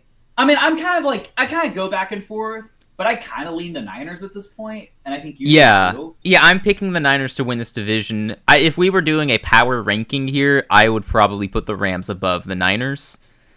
But I think given the schedule differences, the 49ers have such an easy schedule comparatively at least. I think they're going to win enough games to, have enough room between them and the Rams, who I do think will get second place. Yeah. Sarthak thinks the Commanders will finish third. I mean, that's not unreasonable. Like we were just talking, we think it's a little bit closer between Dallas and Washington than Right. maybe we realize. But I think we still think that Washington's a little better. They have Jaden Daniels. They added. You can make fun of him all you want, but they did add Deebo Samuel, who's a really good weapon. As long as or they no, keep no, Terry not really. McLaurin, if they actually move on from Terry McLaurin, I might flip that prediction. I might actually put Dallas above Yeah, Washington. if they move on from Terry, it'd be really tough. They added Laramie Tunzel too, so they're stockpiling. But I agree. I mean, it'll be fun. It'll be a fun division to monitor. Absolutely. But about the NFC West, yeah, I think I kind of forgot what you said, but I think Rams and Niners is pretty close. I'd probably go Niners. I tend to think they'll have a bounce back here, and they still have a lot of like the all pro guys returning. I know they lost some guys on defense, but they still have Fred Warner. They still have they have a good corner, right? Is it Charver? No, Charvarius Ward went to the Colts, so he's gone. Their secondary is Yeah. probably where their main concerns are right now. No, that's true. A lot of the Didn't they- fans seem yeah. to want them to draft a corner, and then they didn't. That's right. We were mocking is it Jaleel or someone like that? Jaleel. I think we had Texas Jaden. corner. Jaden. No, it was Jade Barron. We had him mocked to Johnny the Bear, yeah, 49ers a we were kind of lot. And mocking him there a number of the guy from times. Michigan, well, the Cardinals, oh, Will Johnson. Will Johnson. We had him Will mocked Johnson, yeah, as yeah. well. Because I was telling you, I Yeah, think a Nick lot of their Wilson. fans were saying that they felt comfortable at their other defensive weaknesses with the guys they had there. It was better than people thought. And they just really needed help in the secondary, but then they didn't draft anyone in the secondary until later. So I think that is a Right. valid concern for them this year. Yeah, but I think they'll have a pretty solid team. Like they'll still have Christian McCaffrey. I mean, They have the who best knows tight what end in their football in George Kittle.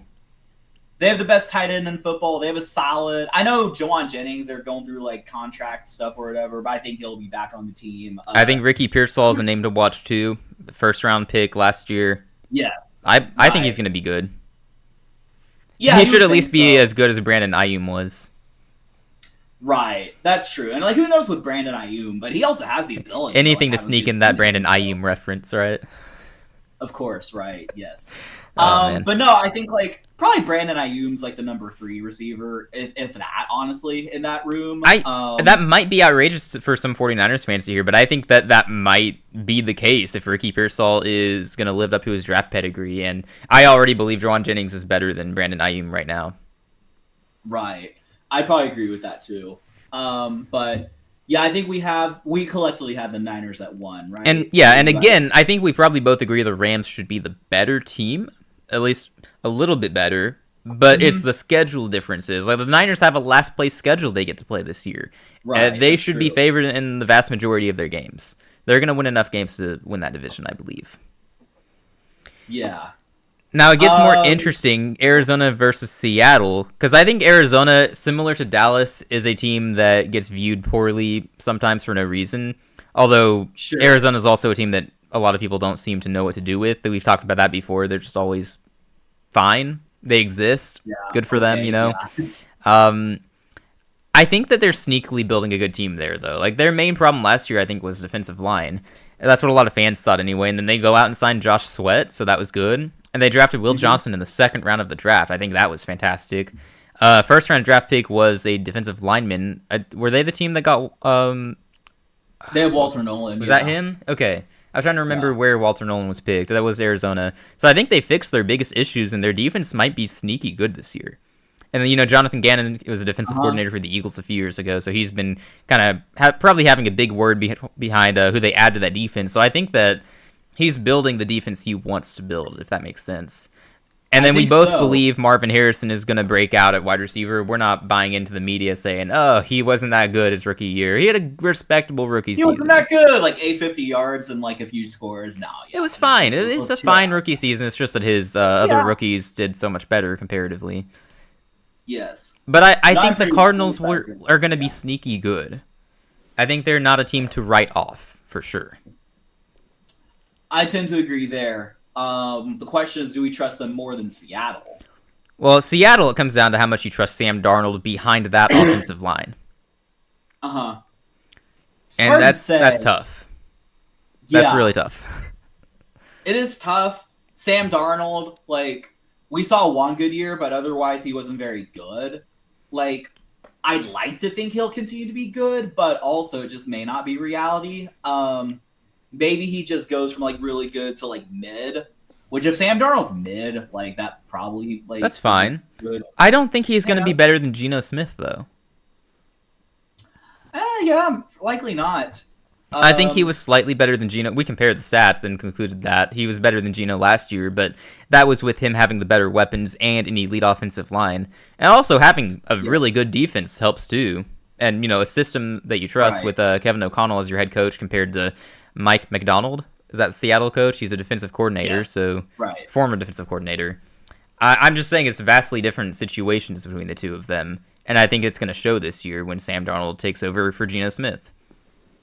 Right. I think you're going to lose some production. I think you could go either way. I feel like I personally just have a preference for Seattle just because I think, like, and I'm not trying to even, like, argue. Like, if you wanted to put Arizona at 3, that's totally fine. My thing is, like, just a combination of a couple things, which is that I've seen Sam Darnold recently play really well, but also I've seen Seattle not necessarily make the playoffs, but they've been consistently at like 9-10 wins the last few years. I haven't quite seen that same production with Arizona. But I don't disagree with your points that Arizona could be sneaky good. They've added some key pieces. They could like kind of break out an offense and like you know, I can see it either way. Yeah, I could too, which is why it's so tough. And I think that Seattle was second in the division last year, so they will have a tougher schedule. But I'm looking through their schedules right now, and I'm thinking Arizona is like 9-8 at best, probably. And I think that Seattle I'd probably give them 10-7 at best, just trying to look through their schedule. Yeah, Ultimately, it's going to come down to the divisional games. Yeah, I know you're saying like Seattle would have a harder schedule. Wouldn't it just be like a 3-2 schedule, which is probably not that big? Yeah, it's not as big of a difference as you would think. Right. But I think Arizona's was easier. But also, I'm saying I think Seattle has a slightly higher ceiling. Yeah, I see what you're saying. I also think that they have a lower floor, though. Like, if Sam Darnold reverts to Panthers or Jets form, this is going to be a really bad team. I do agree with you there. Yeah, if he reverts to that form, they could be like 6-11 easily. Right. Meanwhile, we at least know what the Cardinals have in Kyler Murray. Although you do at some point you have to question when they're going to move on because they need more if they're going to take a step further. But yeah. For the sake of this, we can. Where does Kyler Murray go in 2026 if he is let go by the Cardinals? That's Rams. He's going to the Rams. No, probably not. If we're going to keep naming veteran quarterbacks who Sean McVay might want post Matthew Stafford, that's a name, I guess. Probably not, though. Yeah, I guess. I mean, it's also hard to say. I guess it would kind of depend on like would the Cardinals trade him or just cut him. Whatever gets them the most in return, I guess. I mean, a trade would be ideal, but maybe you just have to save money by releasing him. But that's obviously a path you don't want to follow if you're Arizona or if you're a fan of the Cardinals. You don't want that reality. Kyler Murray, the 2026 quarterback of the Pittsburgh Steelers. Oh, gosh. They would do that, wouldn't they? I mean, it's just another way to go like 9-8 and get curb stomped in the first round. They gotta do something legit at quarterback at some point. But yeah, for the sake of our predictions here, we can go Seattle at 3 if you want. Yeah, I'm fine with that. I don't have a strong conviction that Arizona will finish ahead of them, but I have a sneaky feeling that when I get around to making my predictions, I might have Arizona above them. Just a sneaky feeling. No, yeah, I can respect that. Because if Arizona does go like 12-5, then as a 3 seed, then we'll say, hey, Isaac saw it first. I predicted they'd be the 3 seed. Yeah, I didn't predict anything. I don't know. I feel like I like what they've been building quietly for the past few years. That's where I am. No, that's fair. But we can move on to the NFC North. I think there's a ton of intrigue in this division, excuse me. A lot of intrigue here. This is another division, and this is only the second time I'm going to say this. I could see all 4 teams making the playoffs if all goes well. I said that about the AFC West. I feel even better about that when it comes to the NFC North. I think the Lions and Packers, everyone just kind of says, yeah, they'll be playoff teams. And then the Vikings, we agree, as long as J.J. McCarthy is not terrible, the Vikings are going to be good, which I'm not a J.J. guy. I said he'd be a bust. I never really got the appeal in him, but I love the rest of that roster, and I love the system Kevin O'Connell has in place that they're not going to be asking much from him, just don't be terrible. I've previously said he just has to be what Jimmy Garoppolo was for the 49ers, and that's not a lot to ask for either. So I see all 3 of those teams as being definite playoff contenders. And the Bears, I think that they are a possible playoff team this year. I believe in Caleb Williams. I believe in Ben Johnson. I think they have a really good roster overall at this point. They've been building. But they are the Bears, so it's hard to predict. Yeah, it's hard to say. How's it going, Sudoku? And welcome in, Sudoku. We kind of came close to picking the Seahawks last in the division, but we decided otherwise. But, if you want to rewatch our predictions at some point, go check it out. But, it's tough with the NFC North. Like, you see, it seems like I agree. It's a lot of good teams. I think I've been on record saying I think the Vikings will be pretty good. I mean, we all think the Lions, unless they really fall off, will be good. And it's just like, you think it looks like on paper the Bears have built a good team, and the Packers are always consistently good, but like someone's going to be last place in the division. Someone or someones are probably going to miss the playoffs. So it's like, It's just hard to say. I mean, I think we agree Lions win the Lions are division, first. right? We can go ahead and put that Yes. on. I don't think Right. they might regress some, but not to the point where they're going to fall Sure. below these other teams. These are all I good guess the teams, main but question would be the loss of the coordinators, like how much of a factor that plays. But yeah. I do think under Dan Campbell, they've been pretty consistently just like really good. Yeah, I agree, You could Sudoku. shuffle the empty West standings, and none of the possibilities would be unrealistic. I agree with that. I think yeah. we opened our NFC West discussion by saying all 4 teams could go 9-8, and it wouldn't be a surprise. Yes. Right. But yeah, the NFC North, I think we're pretty confident the Lions are still going to win that division. They should have the best team top to bottom. It's the other 3 that are tougher to project because of the question marks. I think the Packers are probably the most stable. I know it's also Jordan Love entering basically his 3rd year as an NFL quarterback. I think I've said that previously. It's sort of like he's entering what Bryce Young and CJ Stroud are entering this year, and Anthony Richardson, I guess, is also there. Sure. So I could see him really taking a step forward and being an elite quarterback. I could also see him just being what he's been, which is fine. Yeah. They're the most stable. Chicago, I've previously said, if their roster was under any other team name and logo, or most any other team name and logo, I should say, give their roster to the Chiefs, I'm predicting the Chiefs to win like 12 games. But it's Chicago, Right. so you have that stigma around you, rightfully so. It's a lot harder to project that they actually perform well. And then the Vikings, I'm so anti-JJ McCarthy just based on what I believed coming out of college for him that it's hard for me to think he's going to be that good. So I'm thinking there's a certain ceiling the Vikings have in that regard, but also a high floor because of the rest of the team. So Right. personally, I would go Packers in second, and then I might put Chicago in third. Yeah, I actually kind of I was pretty close too. I was actually thinking it's like Lions, Packers, Vikings, and then Bears. Yeah, so it's those last 2 where we are going to have to wonder. Yeah, I mean, I don't really necessarily care to like duke it out necessarily. You're convinced McCarthy sucks even in O'Connell's offense. That's the only reason I still think the Vikings will be good. That's the only reason. It's Kevin O'Connell. It is that offensive system they have in place. I love it. Vikings will be good. Also, Isaac puts them in 4th place. No, see, I think all of these teams are going to be good. That's what I'm thinking. They're all going to be good. Yeah. It's just how do you rank them amongst each other? And I think Daniels that will be great this year. I think we have a lot of Jaden Daniels fans in our chat. apparently, honestly. I think he's going to be great this year. I agree about Jaden Daniels. Yes. In the NFC North, though, I think that Chicago is going to have better quarterback play than Minnesota this year. And I realize that may be bold, saying that about Chicago, but I'm a long-time Caleb Williams believer. I'm not going to stray from that until he's a definite bust in the league. Jefferson can make anyone look good. That's true. It's very helpful for J.J. McCarthy to have him.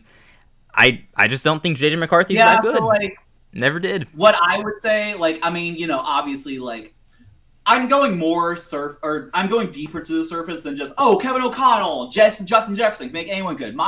What has impressed me about the Vikings the past couple of years is that Kevin O'Connell did make an old and aging Kirk Cousins and Sam Darnold good. I think Kirk was already good though, but true. I mean, well, then next year he got benched, so that's how I said. Well, that was also coming off an injury, right? Yes, in Atlanta. He was coming off that the Achilles, just like Rodgers. I guess it was the year before he was really good, right? Yeah. In 2022, Kirk Cousins was and Kevin O'Connell were good. In 23, he got injured. Okay, I kind of forget that happened. But anyway, I mean, Kevin O'Connell made Kirk Cousins good. I mean, you can say he was already good, but he made an aging Kirk Cousins good, and he made Sam Darnold good. And I don't even think, I don't necessarily disagree with your point that J.J. McCarthy's not all that impressive. I think in my quarterback power rankings, I put him at, I don't even know. It wasn't that great. Maybe. And he's basically a rookie, and I recognize he could be really, really good, and I could be wrong. If J.J. McCarthy is at least average, I'd move Minnesota to 2 ahead of the Packers. I think he's going to be below average, though, to the point where they have the worst quarterback play in the division. Mm-hmm. Right. Yeah, I agreed. Yeah, but... What's that? I'm agreeing with Sudoku, just noticing the drop-off between Kirk Cousins pre-injury and then Josh Dobbs, Nick Mullins. Like, they still got good Yeah, that play was out of those kind of rough. guys I early know on. Josh Dobbs had that 2-game stretch. Oh, the Pastronaut, but yeah, That was that fun. was I pretty. missed that. Yeah. Yeah, But that injury messed up Kirk, unfortunately. I'm a big fan of Kirk Cousins just personally. I really like the guy. So right. I'm a Panthers fan, but I was still like I was rooting for Atlanta to have good quarterback play from him. Um, Yeah, I guess is Kirk Cousins just going to be a Falcon this year, just the backup, it like a hundred seems million that dollar way. backup? Seems that It's way. kind of crazy. I mean, Yeah. until someone else really needs a quarterback, I guess, and is willing to pay him. No one wants that contract though. At this point, you're just relying on an injury, I think, because no team's just going to wake up and be like, "Oh, we need Kirk Cousins and his Yeah, contract." not at this point, no. See, he's Right. probably stuck So as a backup in Atlanta, unless Michael Penix is that bad, but I have a feeling he's not going to be bad. yeah, I think I've said on the show before, not a whole bunch, but like it wouldn't even. I could even see it being justified that you start Kirk Cousins. Now I don't think you do that. I think you should start Penix, but I still think there's a chance Kirk Cousins is the better quarterback on the roster, but probably not though. But I wouldn't be shocked. I think at this But point, Penix is probably better. Everything I hear, we're basically stashing him until someone's QB1 goes down. Yeah, that makes sense. And then hopefully that team yeah, is willing to pay for Kirk Cousins. I'm sure a deal could be worked out. I don't think Penix will be I just very realized, good. Isaac, we have a Falcons fan now. Yeah, I'm doing my best to be nice and not trash his team until we get to the NFC South predictions. That's fair. No, Honestly, I don't think Saints will be very I'm good. all talk as a Panthers fan. I'll predict us to be really good, and then I'll trash my rivals for Well, the most part. let's get this over with. Okay, we can just. I mean, you can put the Bears at 3 if you want. We gotta go to the NFC South. I mean, I'll respect what you said. I'll put the Vikings at 3 because that's probably the more realistic okay, you prediction. respect what I said that much. I mean, like, I mean, yeah, I think like it's the Bears, but they could break the trend. You never know. But I not feel really. like aside from the Lions, you could shuffle those 3 teams and you can get any result this year. Packers, Vikings, That's true. Bears. Maybe the Packers who falter. Yeah. Yeah, the Packers could fall All off. right, The now Bears for could the do trash. NFC South. I'll shake your hand on that, Logan. I'll shake your hand on that as long as you're not a Saints fan. They are the worst. No. Well, maybe not the fans. I don't interact with a lot of them, but the Saints are the worst. NFC I South. Saints fans are pretty bad too, but maybe I'm mistaken. What you think? What? I thought Saints fans were pretty bad, but maybe I'm just imagining that. At this point, they're not as loud, at least. Nah, that's true. Yeah. Yeah, I think most of them realize they're gonna be horrendous this year. Have fun with Right. Spencer Rattler and Tyler Shuck. That's great. Totally. If you're competing with the Browns for the worst quarterback room in the league, then yeah. They're like Dodgers Saints fans in the are like NFL. Dodgers. See, I'm not a baseball guy, so I'm not really sure. Yeah, we don't know what that means. I am sure that's a bad I thing know though. Dodgers are pretty great. I thought Dodgers fans are one of those teams that just has a lot of bandwagon fans. Yeah, I think so. One of those LA teams. Like I've seen some kind of joke where you're a Lakers fan, you're a Chiefs fan, you're also a Dodgers fan, stuff like that. Sounds about right. So the NFC Anyway. South, personally, at some point I'm going to predict that Carolina wins it because I enter my fully delusional form at some point every year, and the more I see out of Ted McMillan in training camp, the more convinced I am. But no, I think Tampa is going to be really, really good. Isaac, what team would you say has the most fans where you're at? I know college football is huge, but just talking about NFL teams, you're not like even particularly close to a team. Yeah, I'm in a tough spot in the South because Alabama does not have a team. Actually, yeah. I think so. The most fans I see probably, I don't see a lot of Tampa fans. I don't really see Saints fans at all. I definitely don't see Panthers fans that often. In the NFC South, I see more Atlanta fans than anything. I don't know that there's one team I just see above all others, though. I guess I see the Chiefs a lot. Cause, Oh, you really see the Chiefs a lot? yeah, I see the Chiefs a lot. There's probably Swifties, to be honest. Right. There's not just a team I dominantly see everywhere. I get good variety here in Alabama.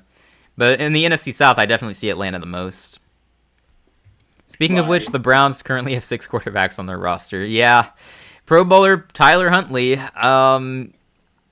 Okay, so keep 1, bench 1, trade 1, practice squad, cut 1, execute 1. If we have to execute 1, then obviously it's... Okay, so like Keep one. I'm keeping Shador No, because I want to keep a young quarterback. I was kind of thinking Dylan Gabriel, but I also think Shador. I think Shador is better than him. I don't know why Dylan Gabriel was drafted above the 5th Yeah, I round. assume this is for like the future. I'd say if this is for one season, I'd probably keep Flacco. Oh yeah, But one if season this to is for, compete like, right years away. to It's come, I'd Flacco. probably say keep Shador. I guess you keep Shador and like bench. I wonder who gets you the most trade value is a good question. I wonder if like Not Shador based on his draft stock. no, I know, but like I was wondering if Dylan Gabriel gets you maybe decent I don't. trade value. He wasn't supposed to go as high as he did. I don't think he has really any Yeah, value but right he now. probably does better. Because I'm thinking maybe I think you have to. I think if you keep Shador, you have to bench, meaning like the backup has to be like a veteran, like maybe Flacco. Yeah, you want a veteran and a rookie, so I would keep Flacco. And like I know their relationship might be weird, but I think that'd probably be the best scenario. Like you keep Shador, you bench Flacco, Trade Dylan maybe Gabriel. trade Gabriel, or maybe Practice you put squad. Gabriel on the practice squad. Okay, yeah, you can stash him in the practice squad, and you can Yeah, you trade. could stash them. You And can I trade guess, Pickett. You could trade Pickett. That's not bad. Cut Huntley, And because I guess why that do you means have him anyway? you're cutting Huntley and executing Watson. That works. I mean, not that I'm vouching or pushing for an execution, but if for the sake of this exercise where you must choose one. If there was one NFL player who deserved that, it's probably closest to him. Not, Bluntly, why is he not in jail? Anyway, on to the NFC Yeah. South. On to the NFC South. I think we're still in agreement that it's Tampa without really any hesitation. I think we're probably higher than Tampa on most, and that's weird for me to say as a Panthers fan, but I really love their offense, and I think their defense is probably better than we realize. I think they're a solid defense. I think their defense will be the reason they aren't true like Super Bowl contenders. But I view them kind of like how I view the Bengals, except I think that the Bucs defense is better than the Bengals defense. Right. To me, it's like Yeah, Tampa's the Cincinnati of the NFC, except better on I defense. mean, Tampa has Todd Bowles as their like head coach / defensive coordinator, so they always like. I heard a quote. I think it was in quarterback. It was like Kirk Cousins was saying. I don't know if he was saying that for himself, but he was talking about a coach who was like, it was like I'd rather like go to the dentist and get a filling than face a Todd Bowles defense or something like that. Like Todd Bowles' defense is like widely respected and feared. I don't think enough. Hold up, who did they lose for the season? Did we miss something? I would be super happy if I missed something. I mean, last year Godwin. I don't think this year they lost anyone. They just have a trash secondary. That's true. Hey, the Bengals at least have Trey Hendrickson if they ever, pay him. I mean, at this point, like Bucks depth chart. I don't know who the Bucks. I mean, they might be saying Godwin is like maybe not full go, but I didn't. I think Emeka Egbuka is really good. I thought that just coming out of the draft, so I'm not worried about Godwin's health, to be honest. They might have actually lost someone, but lose to. No, that actually kind of sounds familiar. They lost. Big defensive player got injured in camp. Yeah, I'm actually with you, Logan. I thought someone got hurt. Apparently, Vita Vea healthy. Levante David. Did Tristan Wirfs get hurt? Antoine Winfield. Wirfs? Did he get hurt? I mean, that's what the AI is telling me. So, David Walker is out. Rookie edge rusher David Walker is out for the season with a torn ACL. Okay, I don't know anything about him. Not a big name, but that's obviously a bummer. That is a loss. That sucks for him. I think it's a rookie linebacker. That's what all the results are saying, that David Walker. Okay, interesting. I mean, I like their defense overall. If they lose someone like Vita Vea, then that would suck. Levante David's getting older, but I think he's still pretty good. Like, they're solid on defense. It's not like they're the Bengals where they just completely suck, Right. Not out for the season. Oh, well, there go our division chances. Wirfs got hurt. Okay. I mean, that's something to watch then. If Wirfs is hurt, if he misses any time. Oh, yeah, because I think he's supposed to miss. Week 1's in jeopardy. I remember that vaguely now. Yeah, some Panthers fans were like, he's not going to miss our game. Of Unfortunately, course, he's not going to be out that long if that figures. yeah. But all right, I think Tampa's really good. I think they're probably good chance they win the NFC Yeah, South. you would think they're the class of NFC South. Just like Of they've course, been a for good years, winning team, unfortunately. but yes, they sneaky have a long streak of like winning that division. I think second behind the Chiefs. Yeah, Maybe something Bills too. really long. I think Chiefs Bills are ahead of them, but they're like third. Yeah, they've won it for a while. We're all kind of tired of it, but well, the only way I see it changing this year is if either Bryce Young or Michael Penix is just that good this year, which it's possible. I mean, I'm projecting that Bryce Young is going to be an above average quarterback. I don't think he's going to be like elite. I think he's going to be good enough. As I said in one of my past videos, I think we're going 8-9, 9-8.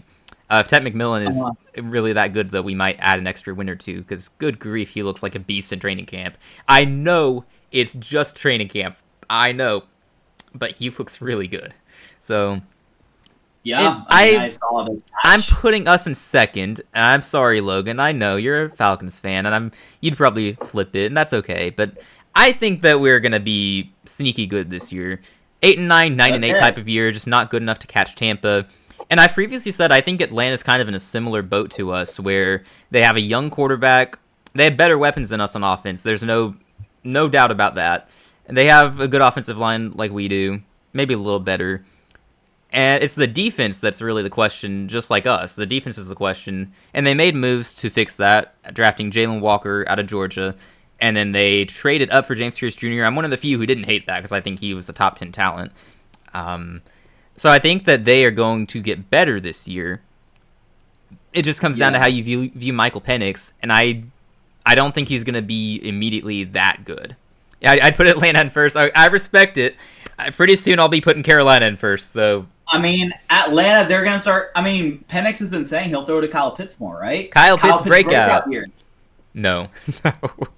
I'm not drafting him this year, no. Yeah. Okay, well... There you go. There's his case for putting the Panthers at 2. I have a whole 8-minute video on why we're actually going to be decent this year, but it's mostly centers around us finally having a functional offense, and then the defense with Derek Brown finally back, which, by the way, I thought it was super funny. Madden gave him a 95 rating. They gave him an 88 a year ago, and then gave him 7 points after they realized how bad our defense is without him. So that's kind of funny. All right, he's a 95 now. Please. Okay, I think we will be able to honor that request. Jokes aside, I normally don't draft him. I try to avoid drafting divisional rivals if I can help it. I think last year I did draft one and then immediately traded him because I was like, why did I do that? But yeah, it depends on how far he falls in the draft, to be honest. Like, if he's in the 10th round, I might be like, okay, good backup tight end. But anyway, I think we'll be good this year. It's not great. Logan, whoever else is in if you want to be in our fantasy football league, just I don't know. Let us know. We'll make sure that you can have a spot, assuming that's the case. Yeah, we got a link to our Discord server if you want to join that, because we'll probably make our league pretty soon. It is August now. We need to get on with that, I guess. Yeah, I think we're at this point where, like, we're still small enough to where we could basically, like, if you want to be in the league, like, you're welcome. Like, we're not that, like, exclusive yet. So, Not yet. You gotta get past the defending champion. I wonder who that is. Okay, you beat me in the finals. That did happen. I won 2 years ago, so. I'm sipping the London Penix Kool-Aid. Yeah. All right, I respect that. I respect that. Prize money? Nah, it's just bragging rights. Yeah, maybe someday if we're big enough, we could do something like that. But if I had a nickel for every football for fun championship I won, it would be 1, which is not a lot, but it's something. I guess so. Yeah, I'm gonna let you decide how to order these remaining teams. I mean, Saints are at the bottom. We're not debating that. But between Atlanta and Carolina, I'll let you figure that out because I do have a large amount of bias on my side. So, and I at least am objective in that sense. I know that I'm biased. No, I don't doubt you. Like, you're not saying that the Panthers are going to win the division and then, like, go to the NFC Championship. Like, you definitely have a After Friday's preseason game, I'm probably going to be saying it, but for now. Sure. Yeah, and I do think they could be really good and could be the type of thing. Okay, maybe not really good, but they could be good. But Okay. But it could be the type of thing where like the difference between 2 and 3 is not that much. Like maybe the Bucks go 10 and 7, like one team goes 9 and 8, the other goes 8 and 9. It's like a bounce ball that makes a difference. That said, I think you get outvoted. Again, I think I like the Falcons slightly better. The thing is, like, I kind of think for what you say about how good the Panthers could be, like, I think you could say a lot about the Falcons as well. Like, they have one of the top running backs in the league. They have, like, Drake London, Darnell Mooney, who's, like, kind of underrated from my understanding. Yeah. And they have, like, I mean, I guess their defense is okay. I'm not exactly sure, but it depends on how the rookies do this year. Yeah, and like Michael Penix, now if he's a total bust, then obviously that's going to be a moot point, but it did seem like he was okay. I know Sudoku was saying he's probably not going to be very good. I don't necessarily disagree, but coming out of college, I didn't think he would be very good, but also the very little we saw last year, I thought he was decent. He's got the potential, at least. Yeah, but if you really in a game of inches, I would probably just take Atlanta very slightly.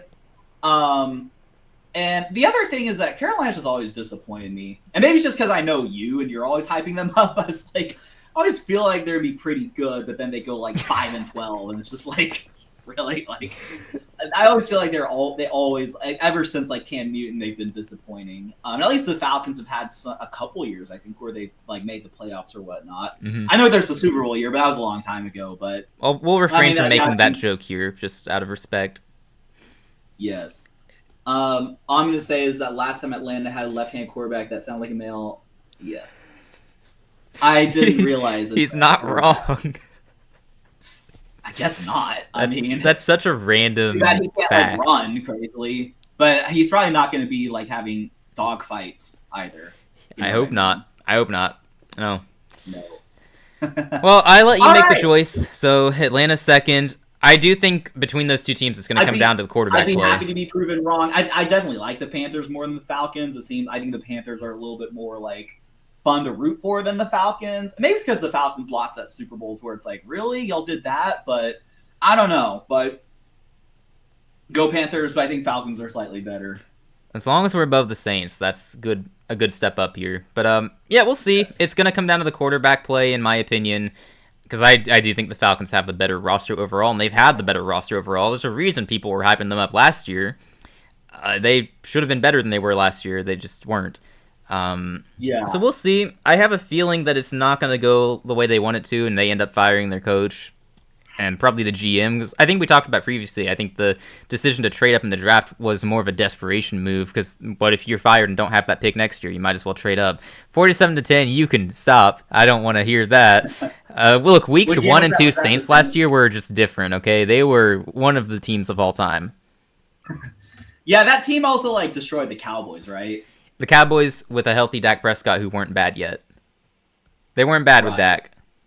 Week 1 to 2 Saints were previously weren't bad.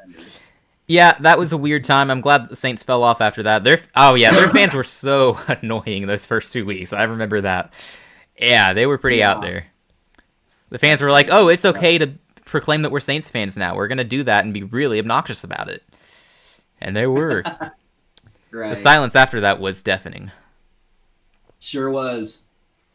Well, what do y'all think of our standings, predictions? I think we ended up, we talked a lot about bold hypotheticals, but didn't actually make any bold predictions here. Like, I think this is probably what everyone will have. How good the Cowboys could be, but then put them in third. Just talk about, Cardinals and Chicago, we talked up a little bit, but they're probably placing last. For sure. But no, I think ultimately this is pretty solid. Saints fans are actually awful. Yeah, I can see that. They also should have beaten the Eagles and Falcons in week 3 and 4. Yeah, it happens. So glad it happened. But yeah, I think these predictions are probably what just about everyone would have. I think the boldest thing we did was probably picking the 49ers to win their division, because most people are hyping up the Rams.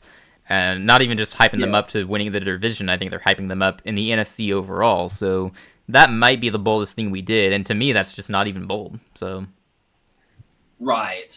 Yeah, I don't think we really did anything too much off the grain here. I think it was just all pretty standard stuff. My Oh, like, and Tampa Bay is going to get last in the division. We decided. This has nothing to do with the Tampa fan being in our chat now, but Tampa is going to be last place. We have talked extensively on it. We agree on it. No, I'm kidding. I'm sorry. It's not. Yes. They're winning how's the it going, division. Devin? Hi, Devin. What's up? What's up, Devin? We just finished making our division predictions and rankings. Every team, every division. We didn't make any risky decisions here, we think. So this seems like it's going to be pretty solid. This is a rare prediction we make where I think in a year we're going to be able to look back and go, hey, that made sense. That was a good prediction. Obviously, something's going to happen. Falcons versus Panthers NFC Championship. You know what? Sign me up for that. As long as we're there, I don't care who else is there. Crazy, yeah. I'm okay with that. I'm more anti-Falcons than I appear right now, but I would be okay with that. But you know how it is. You got to hate in your division rivals, specifically the Saints. So sign me up for any scenario where we're a playoff team. If you hate them enough, you gotta, be able to beat them and then like have that pure joy. I mean, like, yeah, I'll take like meantime, I'll take like a Texans.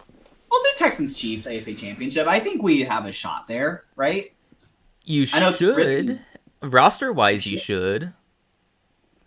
Yes. You think Dolphins go 11-6 and win in the wild card against the Texans? Now that's a bold prediction.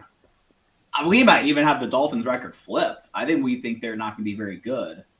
I would love to hear your take on why you think that. Yeah, I respect your prediction though. Like I've not heard that at all yet. Also, we have a larger crowd than usual. We are thinking about fan interviews. So if you ever want to like come on the show and actually talk about your team, you're invited. Absolutely. We want to hear the opinions of fans of other teams and hear what we're missing. We could be educated on some of these teams. Like Miami, I would love to hear more about why your secondary is not going to hold you back a ton this year. I know. You have someone named Storm Duck as your starting corner. I hope that he's elite so we see his name in the headlines all the time. That would actually be so I am rooting for Storm Duck, Defensive Player of the Year. Storm Duck, Defensive Player of the Year, indeed. Dolphins just can't win in the cold. That's how it's been so far, for whatever reason. And again, that secondary is such a concern for me. Oh, is the Discord invite not working? Oh, shoot. Oh, no. I go into the settings and get the permanent link. I thought I got one that would work. I guess it didn't. Boy. Nice to see people who aren't in the server in this chat. The channel is growing. We've had a lot of growth for the past month. It's been really, really encouraging, so hopefully we can keep that up. We were only at 140 subs like a week or so ago. We in? All right, welcome in, Logan. Woohoo! Not a guarantee they start. That would be a shame. They have to start Storm Duck. They have to. That's such a name. You have to start Storm Duck at this point. That's like a top 10 name in the NFL. All right, secondary will suck. Trust me. All right, I trust you on that. The offense is going to have fun, plus easy schedule 10 or 11 wins. I would say 9 is the least. Fascinating. So I agree the offense is going to have fun at least early on. We were talking earlier, Tua is a good quarterback when he's healthy. We completely agree on that. Tyreek Hill, Jalen Waddle, that's a good duo. Maybe not as good as it was in years past, but it's still good. Devon Achane, running back, that's a speedy running back to have. I don't know. It's just you guys struggle in the cold, and then Tua's health is a concern. I mean, seems like he's getting hurt way too much. All it takes is one hit, and he's out for the year. Florida sports fan. First of all, thank you so much for being in the server. Even though you're predicting y'all to beat the Texans, like we'll take it for the fandom. Like I'll take the rivalry. But I'm actually curious because like fans of the show know how much I like how overrated I think Mike McDaniel is. Are you a believer in Mike McDaniel? I'm actually curious. I assume you are if you think that y'all will kind of go do well and like win a playoff game or whatnot. But yeah, I think Quinn Ewers is going to be the backup there from what I've heard. I think he's at least by the time. Wait, Mac Jones is the backup quarterback? That what you said? Zach Wilson. I heard Mac Jones and I was like, I don't think he's in Miami. Yeah. I think it's Zach Wilson, right? I've heard that Quinn Ewers has looked good in training camp at least, but that might mean nothing. Of course, it is training camp. I drafted Quinn Ewers in my dynasty league, nice, like with the last pick or whatever. So Quinn Ewers was always underappreciated at Texas, honestly. Mike needs to be fired. Yes, that's what I'm saying. Oh, man. Mike McDaniel, get him out of here. Wait, so you agree with our main criticisms in that their secondary is depleted, it's gonna suck, and Mike McDaniel needs to be fired. But you still think because the offense will be fun, you think the offense is gonna be good enough to compensate for that? Is that basically is that kind of where we are here? Sounds like it. I mean, I could see a scenario where it's like the Dolphins are like so good on offense, kind of like what we think of the Bengals. But I don't know. I feel like with the Dolphins, we've already kind of like it's already kind of like come and gone. And obviously, the big question is like, can Tua remain healthy? Because like I think, because like we both agree that Tua is really good when he plays. Now you can question like his ability to play in the cold, his arm strength, and things like that. But honestly, like I would see Tua play and like he's beautiful to watch. Like I enjoy watching him throw. Yeah, he's a very good quarterback for sure. Yes, but obviously, like, there's the whole concussion issue and things like that. Like, he's been like, there have been like talks like, should he retire or whatnot, or is this gonna kill him or whatever? So I'm gonna look up their schedule now. I don't think we looked up them specifically earlier. So we're gonna try to kind of view this from the mindset that their offense is just gonna be that good. Let's imagine a scenario where Tua is healthy all season. All right, so they open with the Colts. I think we're both probably picking Miami to win that when it comes down to it. So, yes. And then they we were looking at the schedule earlier. I was vouching for like the Dolphins starting like 4-1. I think. Did we look at the whole schedule? I think they'll beat the Patriots too. We did look at their schedule. I think we just looked at the start of it though, just to see. Because I was making a bold prediction that if they are lose enough games, it's a Week 5 loss to Carolina might be what fires Mike McDaniel. Okay, but I think we said they start 2-0 and then lose to the Bills, beat the Jets. Yes. I think most Miami fans would have them beating Carolina, so I'll just say they beat Carolina.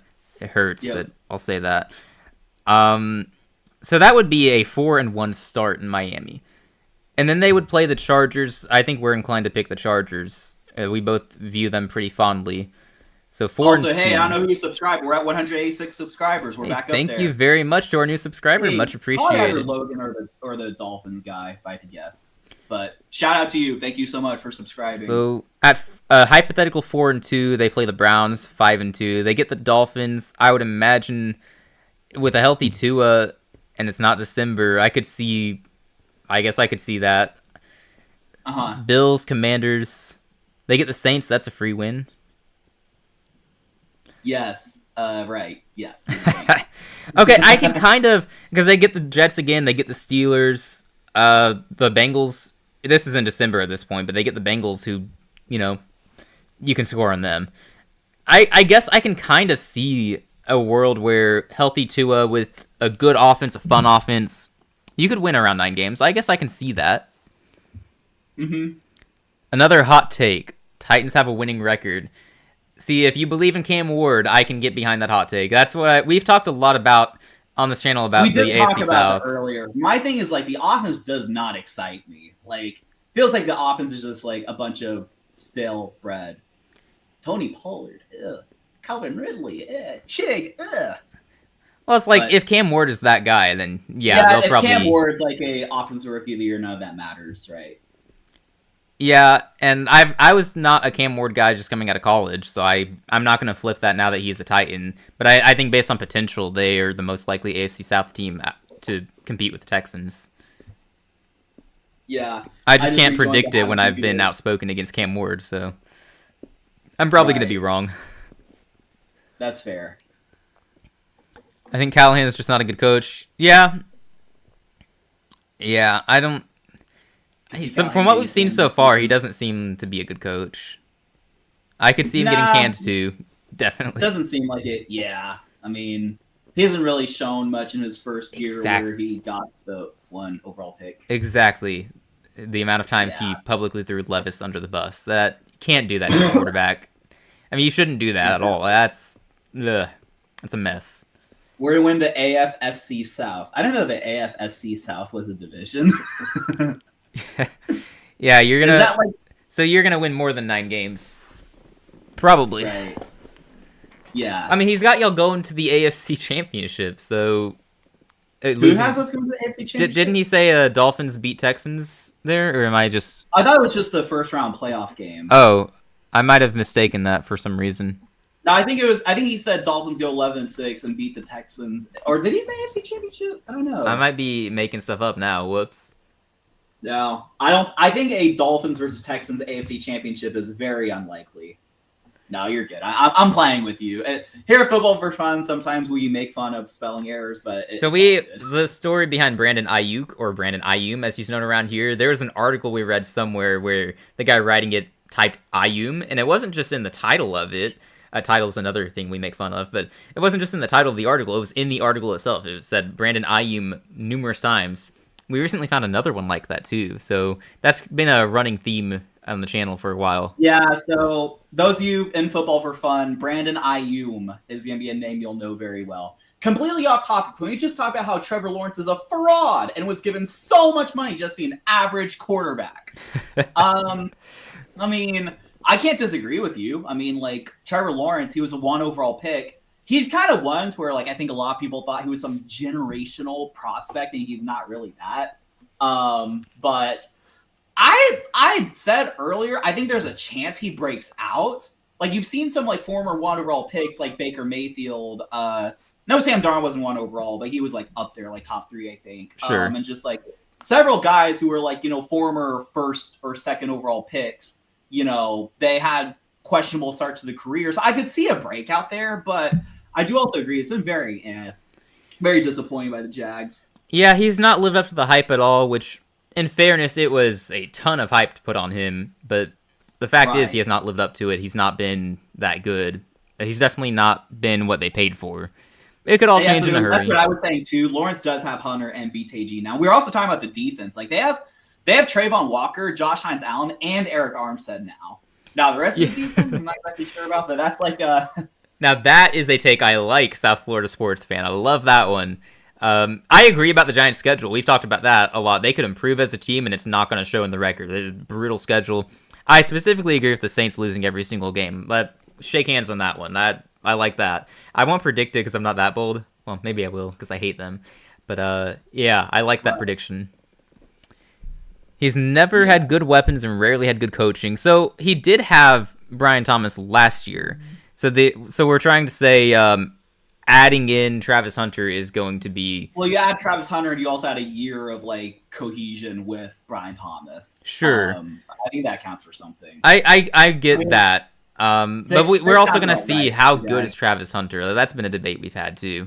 If that happens, Saints get Arch Manning. If that happens, Arch Manning is going back to college. He ain't going to the NFL for the Saints. The Jags did not have 6 wins. They had 4 wins last year. Yeah, I think so. I mean, they were picking top 5, and then they traded up with the Browns, who I think they shouldn't have made that trade, but that's neither here nor there. Yeah, for sure. No, I mean, we'll see. I'm interested in seeing how they use Travis Hunter, because I know he wants to play both sides of the ball. I hope that they split it like 50-50 or something like that. Just not full time. Did you see the depth chart? He was listed as like I think a number 2 receiver and like a backup cornerback. So he's listed on both sides of the depth chart. So if they start him at receiver, I think that's smart. I think that's what he should want as well. And then just back up at corner, I guess that means he plays part-time, right? So that would be...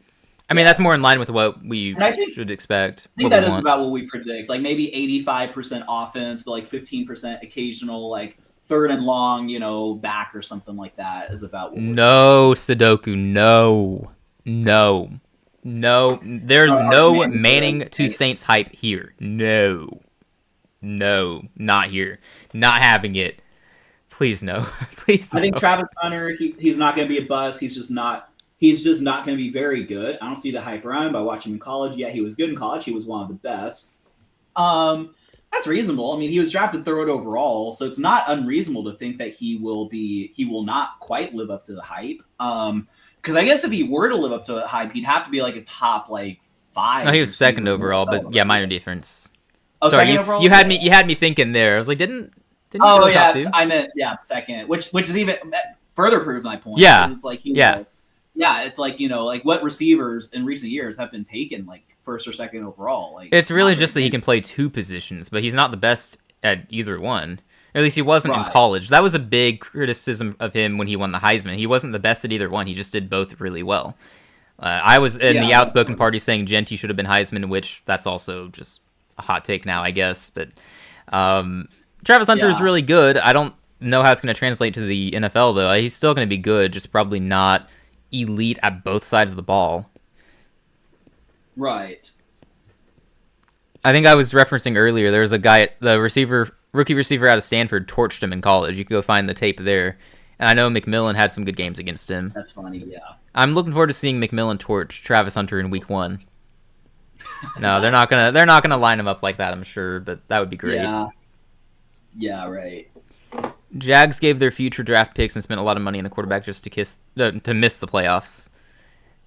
Yeah. Well, yeah, that's exactly what happened. And sometimes you have to take a shot at quarterback. I mean, Carolina, we traded a ton to go get Bryce Young, hoping he's the guy, and we're gonna find out this year if he's the guy. So at least we actually did something. We have South Florida fans just banging those takes. Another take. We have Broncos go 12-5, win the AFC West, and Chiefs miss the playoffs. Oh my goodness! We talked about this earlier. I asked you, what's more likely, that the Chiefs, if the Chiefs were not win the division, like, is it that one of those teams like has an explosive year, or that the Chiefs, collapse? This guy thinks that both will happen. I'm loving the hot takes here. That's awesome. Sorry, I know I said this guy. I'm not trying to be like disrespect. I'm just saying, like, this fan, this football for fun, member thinks that both will happen. We love our fans. Thank you so much. We're loving the predictions here. Like I think we said we could see a world where someone else wins the AFC West and goes 12-5. For me, it's the Chargers who are most likely to, but I could see it with Denver too. The Chiefs missing the playoffs though. Crazy. How? What happens for them to miss the playoffs? I guess you could say, like, all those one-score games they had last year, like, go the other way. Sure, I guess, but it's the Chiefs we're talking about. I've argued they're going to be even better this year. The record might not reflect it because 15-2 is hard to match or beat.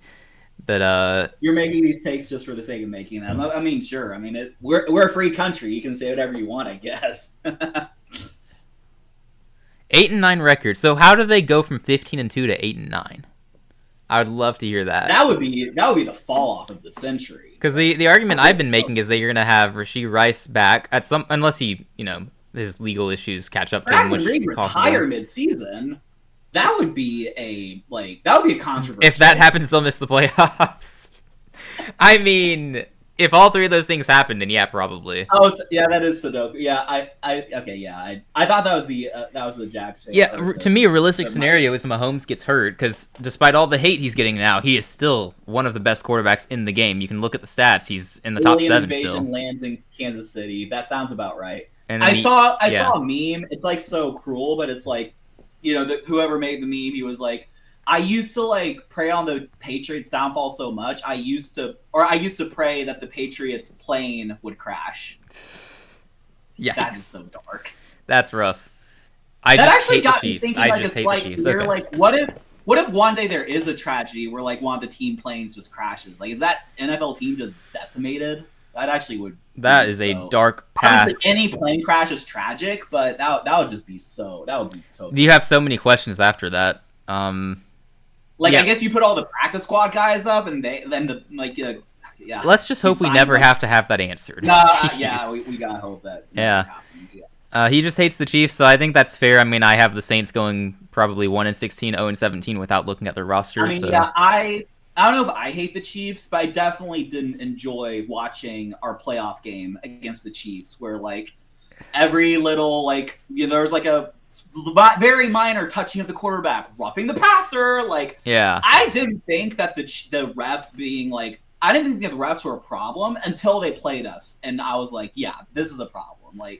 Yeah, I don't hate the Chiefs personally. I never hated Mahomes. I was a Mahomes fan when he played for Texas Tech in college.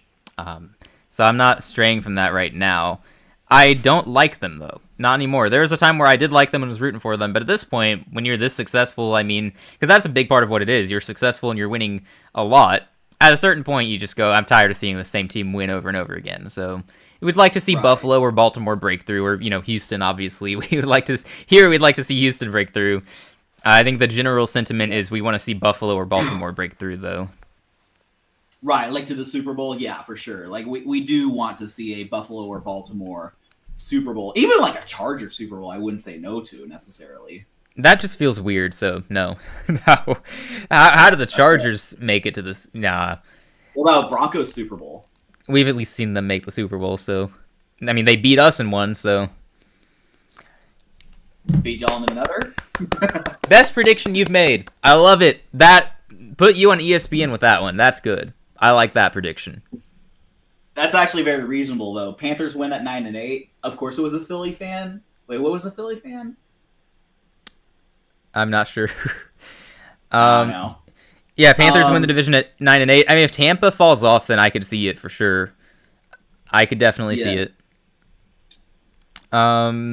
Saints might actually go 0-17 if Kamara's age catches up to him. I think his age has already caught up to him a good bit, so I think that's probably going to continue. Falcons win the division 17-0. No, just don't. No. There's never been a 17-0 team, right? Fortunately, because if it was going to be someone, it'd be the Chiefs. Yeah. Since the inception of the 17-game schedule, I don't think anyone's done it. Or I don't think there's ever even been an 0-17 team, so... Yeah, I don't know what your previous message was. I guess it was too... Yeah, sorry, I didn't catch that. Philly fan? Guess it was too sensitive. What could you have said?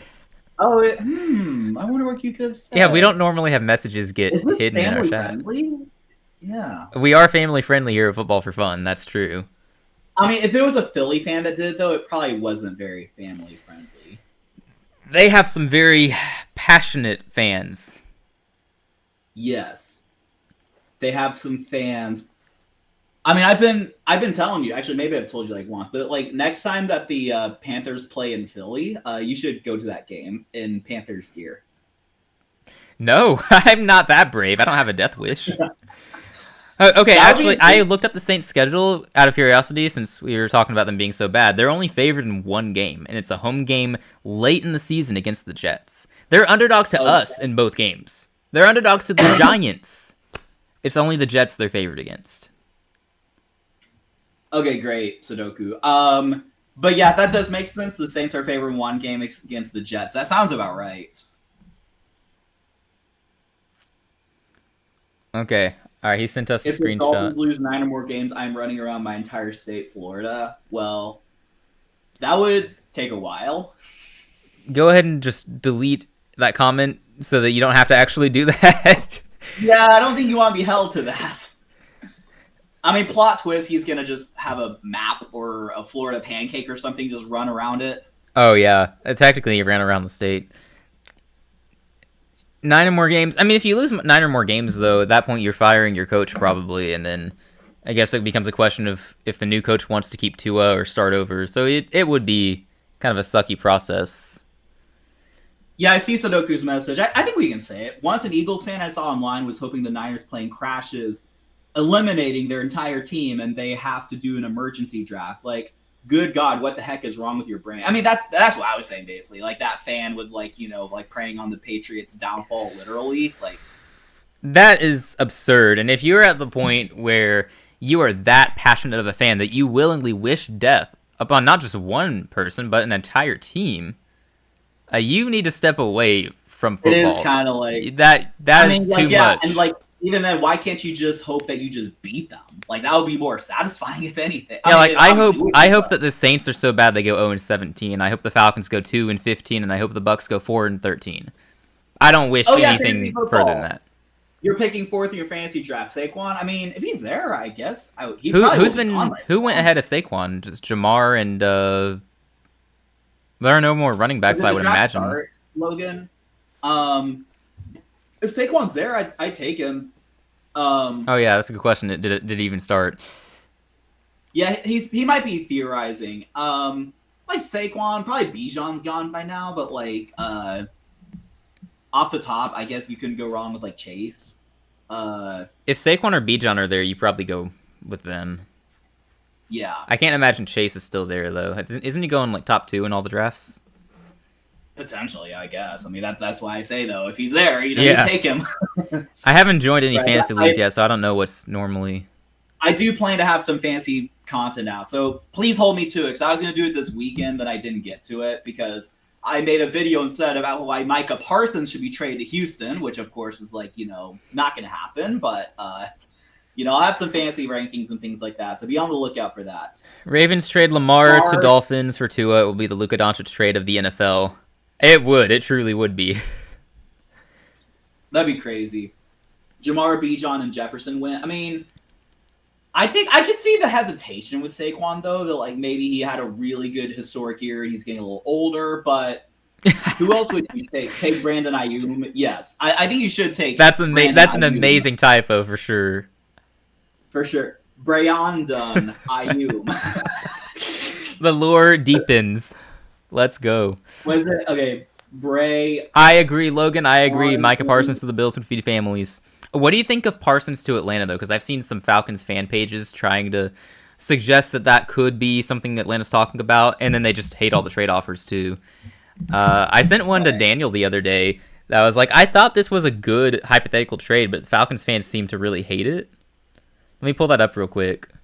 Oh yeah, you're talking about the one with like Kyle Pitts and like I think that was the one that didn't include a first rounder. It included one first rounder, but that was it. One first rounder. Okay.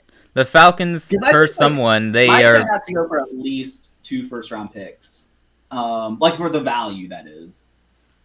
Wait, why are messages getting deleted? No. I think that must be Sudoku doing that, not us, fortunately. Oh, so the trade suggestion was the Falcons get Micah Parsons, but they give up a 2026 second-round pick, a 2026 third, and a fourth pick swap, a 2027 first-round pick, Kyle Pitts, Tyler Algier, and Braylon Trice. So, but then I look at the comments, and all the fans are like, no, we don't want to, we need Tyler. We need Pitts, just stuff like that. So they don't want anything to do with that. By not trading, so you're going to not trade for Micah Parsons to keep Tyler. Does Algier, what are they talking about? Or yeah. A lot of the fans I saw were like, we need Tyler. That's a great duo. And I'm like... We need Tyler Algier, so therefore we will not trade for Micah Parsons.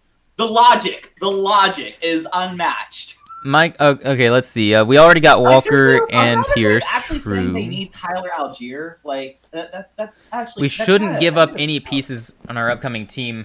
Okay, but then those guys are unproven is the problem. Like Jalen Walker, I mean, I watch him at Georgia, so I'm a fan of him. He could be anything. Drake London, right? Do what? You're still keeping Drake London in that. Oh yeah, you're not. Right? You're not losing London in that trade. You're keeping Drake London. You're keeping what's his name, Darnell Mooney. I guess you're trading Pitts, but who thinks Pitts is going to be that good? He is what he is at this point, probably. You're obviously keeping Penix, so like, I think you could think about trading a few players. Do you also have Judon? I think they still have Matthew Judon. Or no, Matthew Judon's on the streets. I think. Ooh. Not on the streets, but like more about giving up our draft for next year and the year after. That's true. You wouldn't have a first in 26 or 27. I think that's the only valid way Falcons fans should look at that. Like you're giving up your future, but it has to be a sure thing. Like you bring Parsons in, and if you believe in Penix, then the offense is going to be good. At that point, I can hear arguments for them not just being a playoff team, but being a Super Bowl contender. Like if that completes the defense, and you believe Penix is going to be elite, which I'm saying this as a Panthers fan, so. I don't know. I don't believe that that's going to be the case if it happens, but still, like, if you believe in your team that much, I don't know. Dallas loves first-round busts. True. Trey Lance, yeah. Trey Lance, Aldon Smith, I think, right? Yes, he was on the team at some point. Yes. I have faith in Pierce. I loved the move to grab James Pierce Jr. in the draft. I know a lot of people crapped on Atlanta for making that trade, but I'm like, I viewed him as a top 10 talent, so I think you got 2 really good players in the first round. Dude would have been number 1, not for character concerns. I think he would have been top 10 at least. Yeah, I hear you. Bijan does seem wholesome. Yeah, I've not seen anything negative from him so far. No, Bijan seems like a good dude. Yep. I mean, there aren't really, like... I have to hate on Atlanta just because they're my rival, but I don't actually, like... There's no particular reason I hate them. At least with the Saints, I always had Sean Payton to go. I hate Sean Payton. I still do. Not a fan of Sean Payton. Nope. Yeah. No, just no. The whole Bounty Gate thing, and he just seems like a smug jerk Payton, anyway. Outstanding moral citizen, right? Oh, totally. Yes. I hate it too because I liked Drew Brees. I think he was a good guy. I never hated on him. I think he's underrated all time. But yeah, I don't know, man.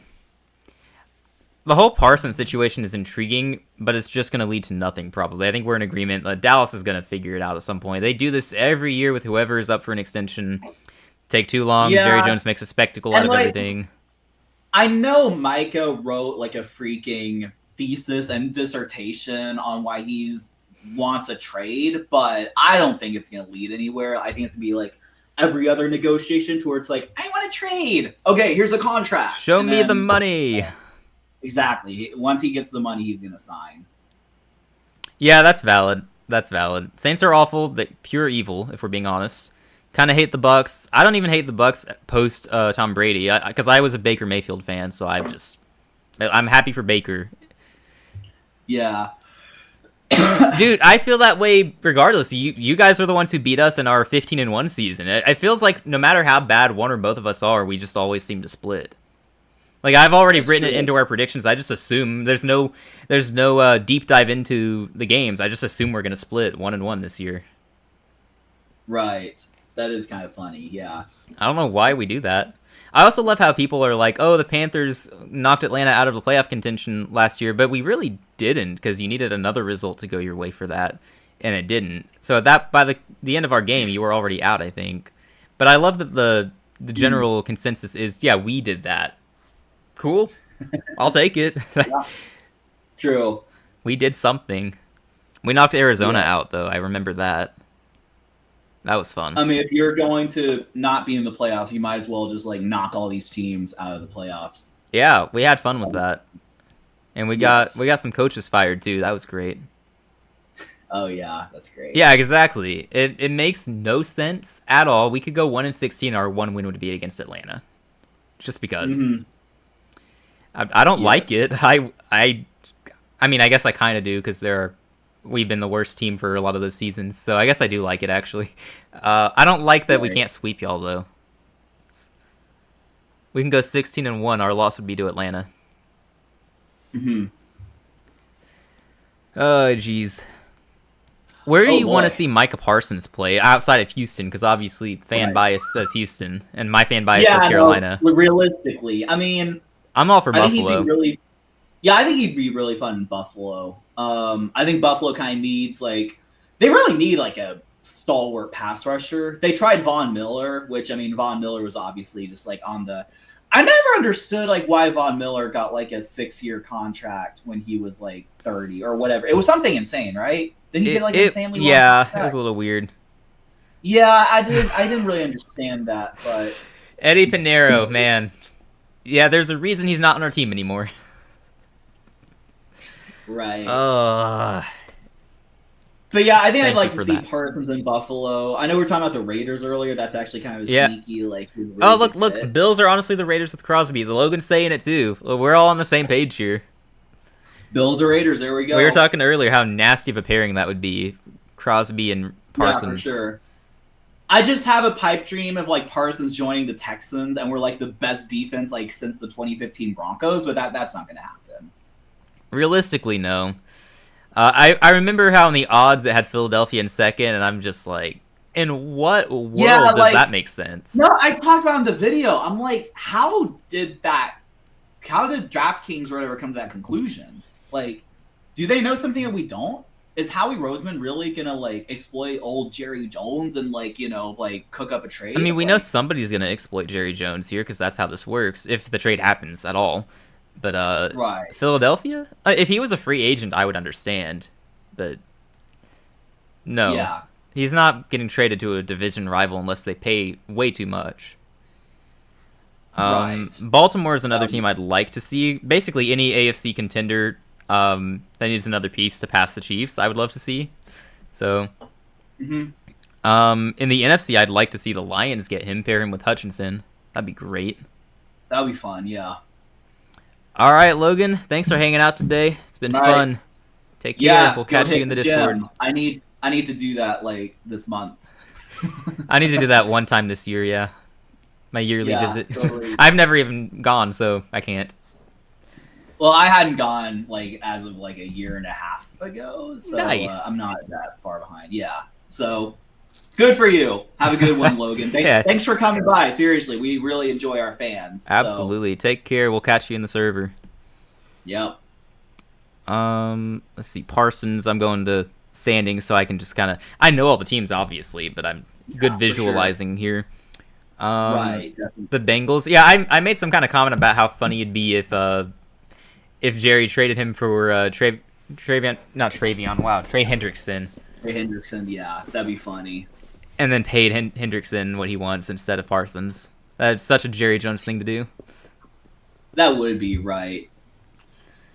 Let's see. The Chargers could be a team that could use Parsons for sure. If we're talking about AFC West teams that want to compete. I was thinking about the Chargers too. Yeah, because they don't have that elite presence on defense anymore. They just have a really good top to bottom defense. Yes. Commanders could use them, but I doubt they're gonna make the move. Right. I mean, not in the division. No. Yeah. Packers, we've talked about the Packers, how they have a solid defense too, but no elite standouts. Sort of like the Bills. So I guess that makes sense. Mm-hmm. Yes. I don't really see him going to any NFC South team. I would cry if that happened. I might actually cry if he went to Tampa. Even if he went to Carolina, you'd cry. I'd cry tears of joy, dude. Instant reaction to that one is coming out if we trade for Parsons. Like a minute later, you're gonna see it on our YouTube channel. I guess the Patriots are another like highly predicted team that like he could go to. Yeah, because they got money. That's basically it. I think in terms of trades, though, they're more likely to get Terry McLaurin. Yeah, it's Seahawks too. You don't really have any standouts. I can see that. Yeah. And you got a good secondary though with Tyreek Woolen. Seahawks are in Devin the top Wilson. 10. I think they're number 9 as far as odds to acquire him. There you go. Right behind the Bears. That's true. You guys could be in the mix as well. Yes.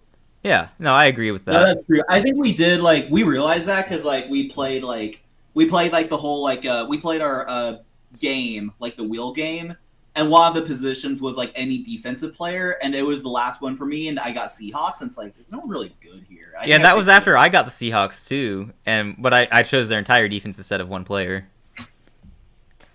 I'm down for a rematch if you are. I mean, we'll have Sudoku as our arbiter just in case. Yes, we are still alive, Mr. Tardy.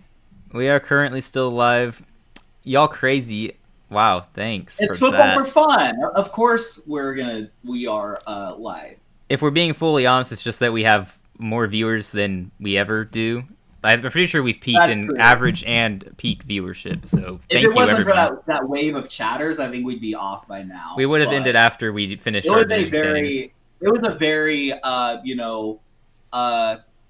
was a very eventful stream, and hopefully that continues to be the case throughout the football season. Yeah, sure absolutely. We'll have, football fans come to our chat, like, how could the Dolphins lose? Like, I was loving those hot takes from the Dolphins fan. That was fun. Yeah, I assume he was a Dolphins fan. He had to be, right? Yeah. Anyone here though, we appreciate you watching and hanging out with us. We would really appreciate it if you'd subscribe so you can catch our future streams, and we do videos and shorts pretty frequently. We're trying to build something real and genuine here. Having a good time doing it. I think we're at 186 subscribers right now, which is awesome. We were only at 140 like a week and a half ago, so we have the growth. Really appreciate any support. We're a very fan-driven channel, so you want to show up in our chat and hang out with us, we're going to chat right back at you. Indeed, like we always say, it's your show, so, just like any topic you want us to talk about, feel free to do that. We have some more takes. Bills, yes. Broncos, Texans, Ravens. Bills, Broncos, Texans, Ravens, Commanders. That's a little bit of a hot take. Cardinals, okay. Panthers and Lions. I mean, the only hot take is probably the Commanders, but I mean, if you just believe they're going to do even better than last year, then I could see that. Some people would say the Cardinals is a hot take, but as we've talked about earlier, any of those teams could win that division, and it shouldn't surprise. So they're all solid. True. The Cardinals could catch fire, and I'm so excited to watch Marvin Harrison. Like, I think he's going to be really good. Absolutely. No matter what the media has said, like he's good. He had a decent rookie season, just not as good as Lad McConkey and Malik Neighbors and Brian Thomas. That was a really loaded class, as it turns out. It was, yes. I guess Broncos is pretty bold, but if you want to predict against the Chiefs and you're going to pick another team to win it, then that's fair. That's fair. They're not far behind the Chargers, in my opinion, so. Interesting. Yeah, that's much more bold than what we're going with. We're just going with all the predicted teams. The boldest thing we said was the 49ers win their division, so. Yep. That's too bad because I think we had intended to be bolder than this, but it's just really hard to. Sometimes, yeah, sometimes it just doesn't play out that way. Maybe we're too scared to actually do bold predictions. I'm not exactly sure. The only one I'm scared about is the Chiefs because I'm not going to be the one who makes that prediction. They don't win their division. But in reality, no, most of these divisions, it's just we're picking the best team. Like the Bills, I don't have any issue picking them at 1, and I don't really have any reason to pick against them. And then the Ravens are the most complete team. The Texans are the only team you should trust. Philadelphia might still be the most complete team in the league, despite their losses. It's close, which I don't know. I still think they're going to take a step back, but still. And then the Lions, I guess that's a division we could have spent more time talking about the other teams' potential. But then again, we also had trouble placing the bottom 3. That could be in any order. So it's like most of these divisions, we're just picking the obvious team who's just clearly best in their division. Yep. I want to trade Tyreek Hill to Washington for Terry and a second. Interesting. I feel like y'all would win that trade without the second. Well, yeah, I mean, with the second, you're fleecing them. I think. Because Terry's got more good years ahead of him than Tyreek. Maybe Tyreek's actually not that much older than Terry. Tyreek Hill. He's a few years older. Yeah, Tyreek is 31. I think Terry's like 30. He's going to be 30 this year, I think. I still think Terry's 29. He'll be 30 in September. I mean, I guess actually Tyreek would be better, but also you get all the drama that goes with Tyreek, so maybe. Yeah, didn't you see? Did you see that thing about him? What Tua was saying about him, how he used to rebuild. I think he said trust, or. Did you see that sounds about right. I saw something like that. Yeah. Yeah, and that's some kind of issue there. Like he's been a little bit of a problem off the field with his comments and the trade speculation. That's a little bit of a problem. Yeah. Yeah, he's a great guy though. Outstanding moral citizen. Yep. Father of the year. His kids can attest. Totally. Oh yeah. It's a mess, man. It's a mess. Yep. Yeah, I think you guys win that trade if it happens for sure. I don't know if Washington would take. Well, I mean. Yeah, I know. Like you have a rookie quarterback with Jade. You already have Debo, which I feel like is enough drama in the receiver room. I don't know if you want a receiver room with Debo and Tyreek. That's a fascinating duo, though. Tyreek and Debo with their speed out of the backfield. Yes. Tua's a good quarterback. I don't get why people hate him. I think most people would call him a system quarterback, right? I think a lot of people just, are concerned about his health. Like, Yeah, nowadays. But even before the health concerns, people were hating on him, and it was always weird. Right. Yeah, I don't know. Yeah, I remember at the time thinking, like, yeah, Tua's like a top 10 quarterback. Like, he plays really well. Like, he moves around in the pocket well. He throws a beautiful ball. Like, I wasn't sure, like, what the hate was. Yeah, and I watched him a lot in college. He scarred me for life in the national championship game. I'm a Georgia fan, so I have to relive 2nd and 26 plenty. Anyone who knows that reference, yeah, it sucked. But Tua's a very good quarterback, and he has been for a while. It's just, can he stay in the field? And we hope he can. We definitely advocate for that. But it's whenever Tua can play more consistently, that makes the NFL better. So, like we were saying earlier, if he plays the entire season, we can kind of see where you're coming from. Maybe they can win 9 to 11 games. Yeah. So that defense, though, man, that defense is going to hold you back. Nah, Storm Duck will be the defensive player of the year and save the day for them. We can hope. Storm Duck is better than Derek Stingley. I'll die on that hill. Oh, absolutely. He has the better name. That's what you mean. That's true. Yes. Stingley's not a bad name, but you can just call him Sting. Honestly, that would be a great name for a defensive player. Sting versus Storm. Oh yeah. South Florida sports fan is a fan of every South Florida sports team. Okay. What college teams does that entail? South Florida. South Florida? Yeah, the Bulls. Oh, they're one of the better group of 5 teams right now. Oh, is that like No. South Florida? Wait, what's the mascot again? They're the Bulls. Bulls? Okay. Yeah. I didn't know. South Florida Bulls is what they are. I'm looking up to just confirm that. Yeah. Yeah, they're a good group of 5 team. They're not in a power conference, so you probably wouldn't have heard of them that much. Yeah. Since you're more of a casual Baylor fan. Casual Baylor, if that, yeah. Yeah, I feel like that's the best description. It's about right. I don't. And Miami is in the Miami. South Florida. Okay, fair. Have fun with Carson Beck this year. Good luck. Carson Beck, the GOAT. Yeah, I mean he's a good quarterback. He's better Mhm. than a lot of quarterbacks this year. He's gonna shred ACC defenses, but he's not gonna be better than Cam Ward was for you guys. Probably, I would Right. think. Could be wrong though. I think I previously predicted it was a collective agreement, but you might not agree. He's gonna do so well at Miami that he plays himself back into the first round of next year's draft.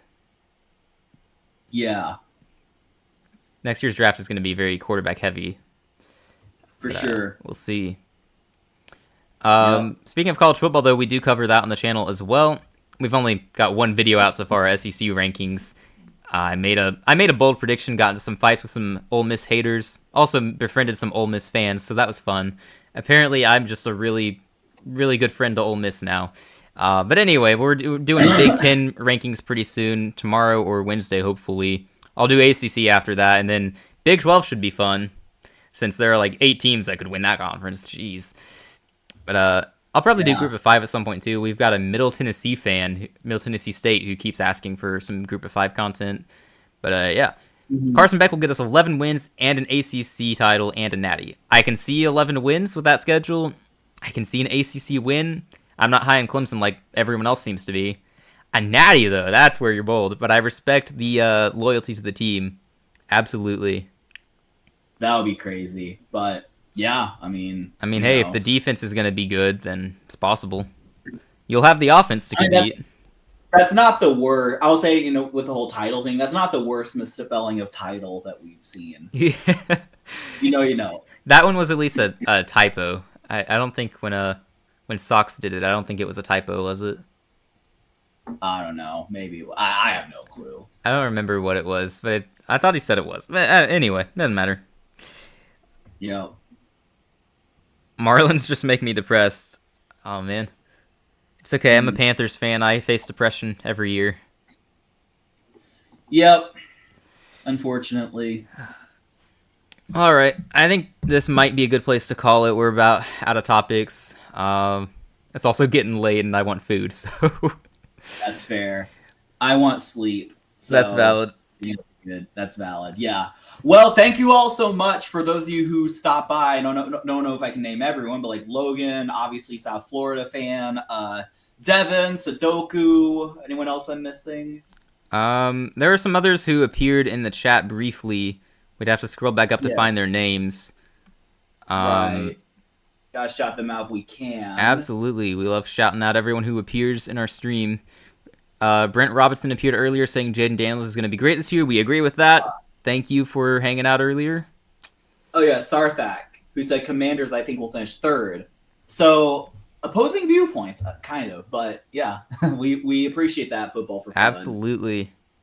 Absolutely. So thank you everyone who hung out with us. Thanks for chatting. Thanks for listening. Feel free to like and subscribe. More specifically, subscribe because we want to hit 200 by the time the season starts. Ideally, I think that would be awesome. Yeah, we're doing all we hoping can for to 200. Yeah, 200 by the season starts, and then 500 by the end of the year. Is the Yeah. goal. Yeah, we're trying to put out daily content for the rest of the season. We kind of slacked over the weekend. I think we both had some tiring weekends. So, Yeah, I think so. but it's we'll get back we're to it for at the sure. grind. Yeah, Yeah, for sure. we are gonna grind it out. We're gonna have a lot of content throughout the season. We're talking weekly rankings, predictions, reactions, anything else that pops up. It's gonna be a lot of fun, and I plan to cover college ball and pro football, so it's gonna be a wild ride, I imagine. Yes, it will be a wild ride. All right, we'll call it here then. All right. Thank you again, everyone. Try to catch our next few videos coming out this week. Fantasy football, college football, maybe anything else we feel like. And we'll probably be streaming Monday night next week as well. So everyone take care. Thank you very much. Have a good night. Yep. Have a good night. Peace.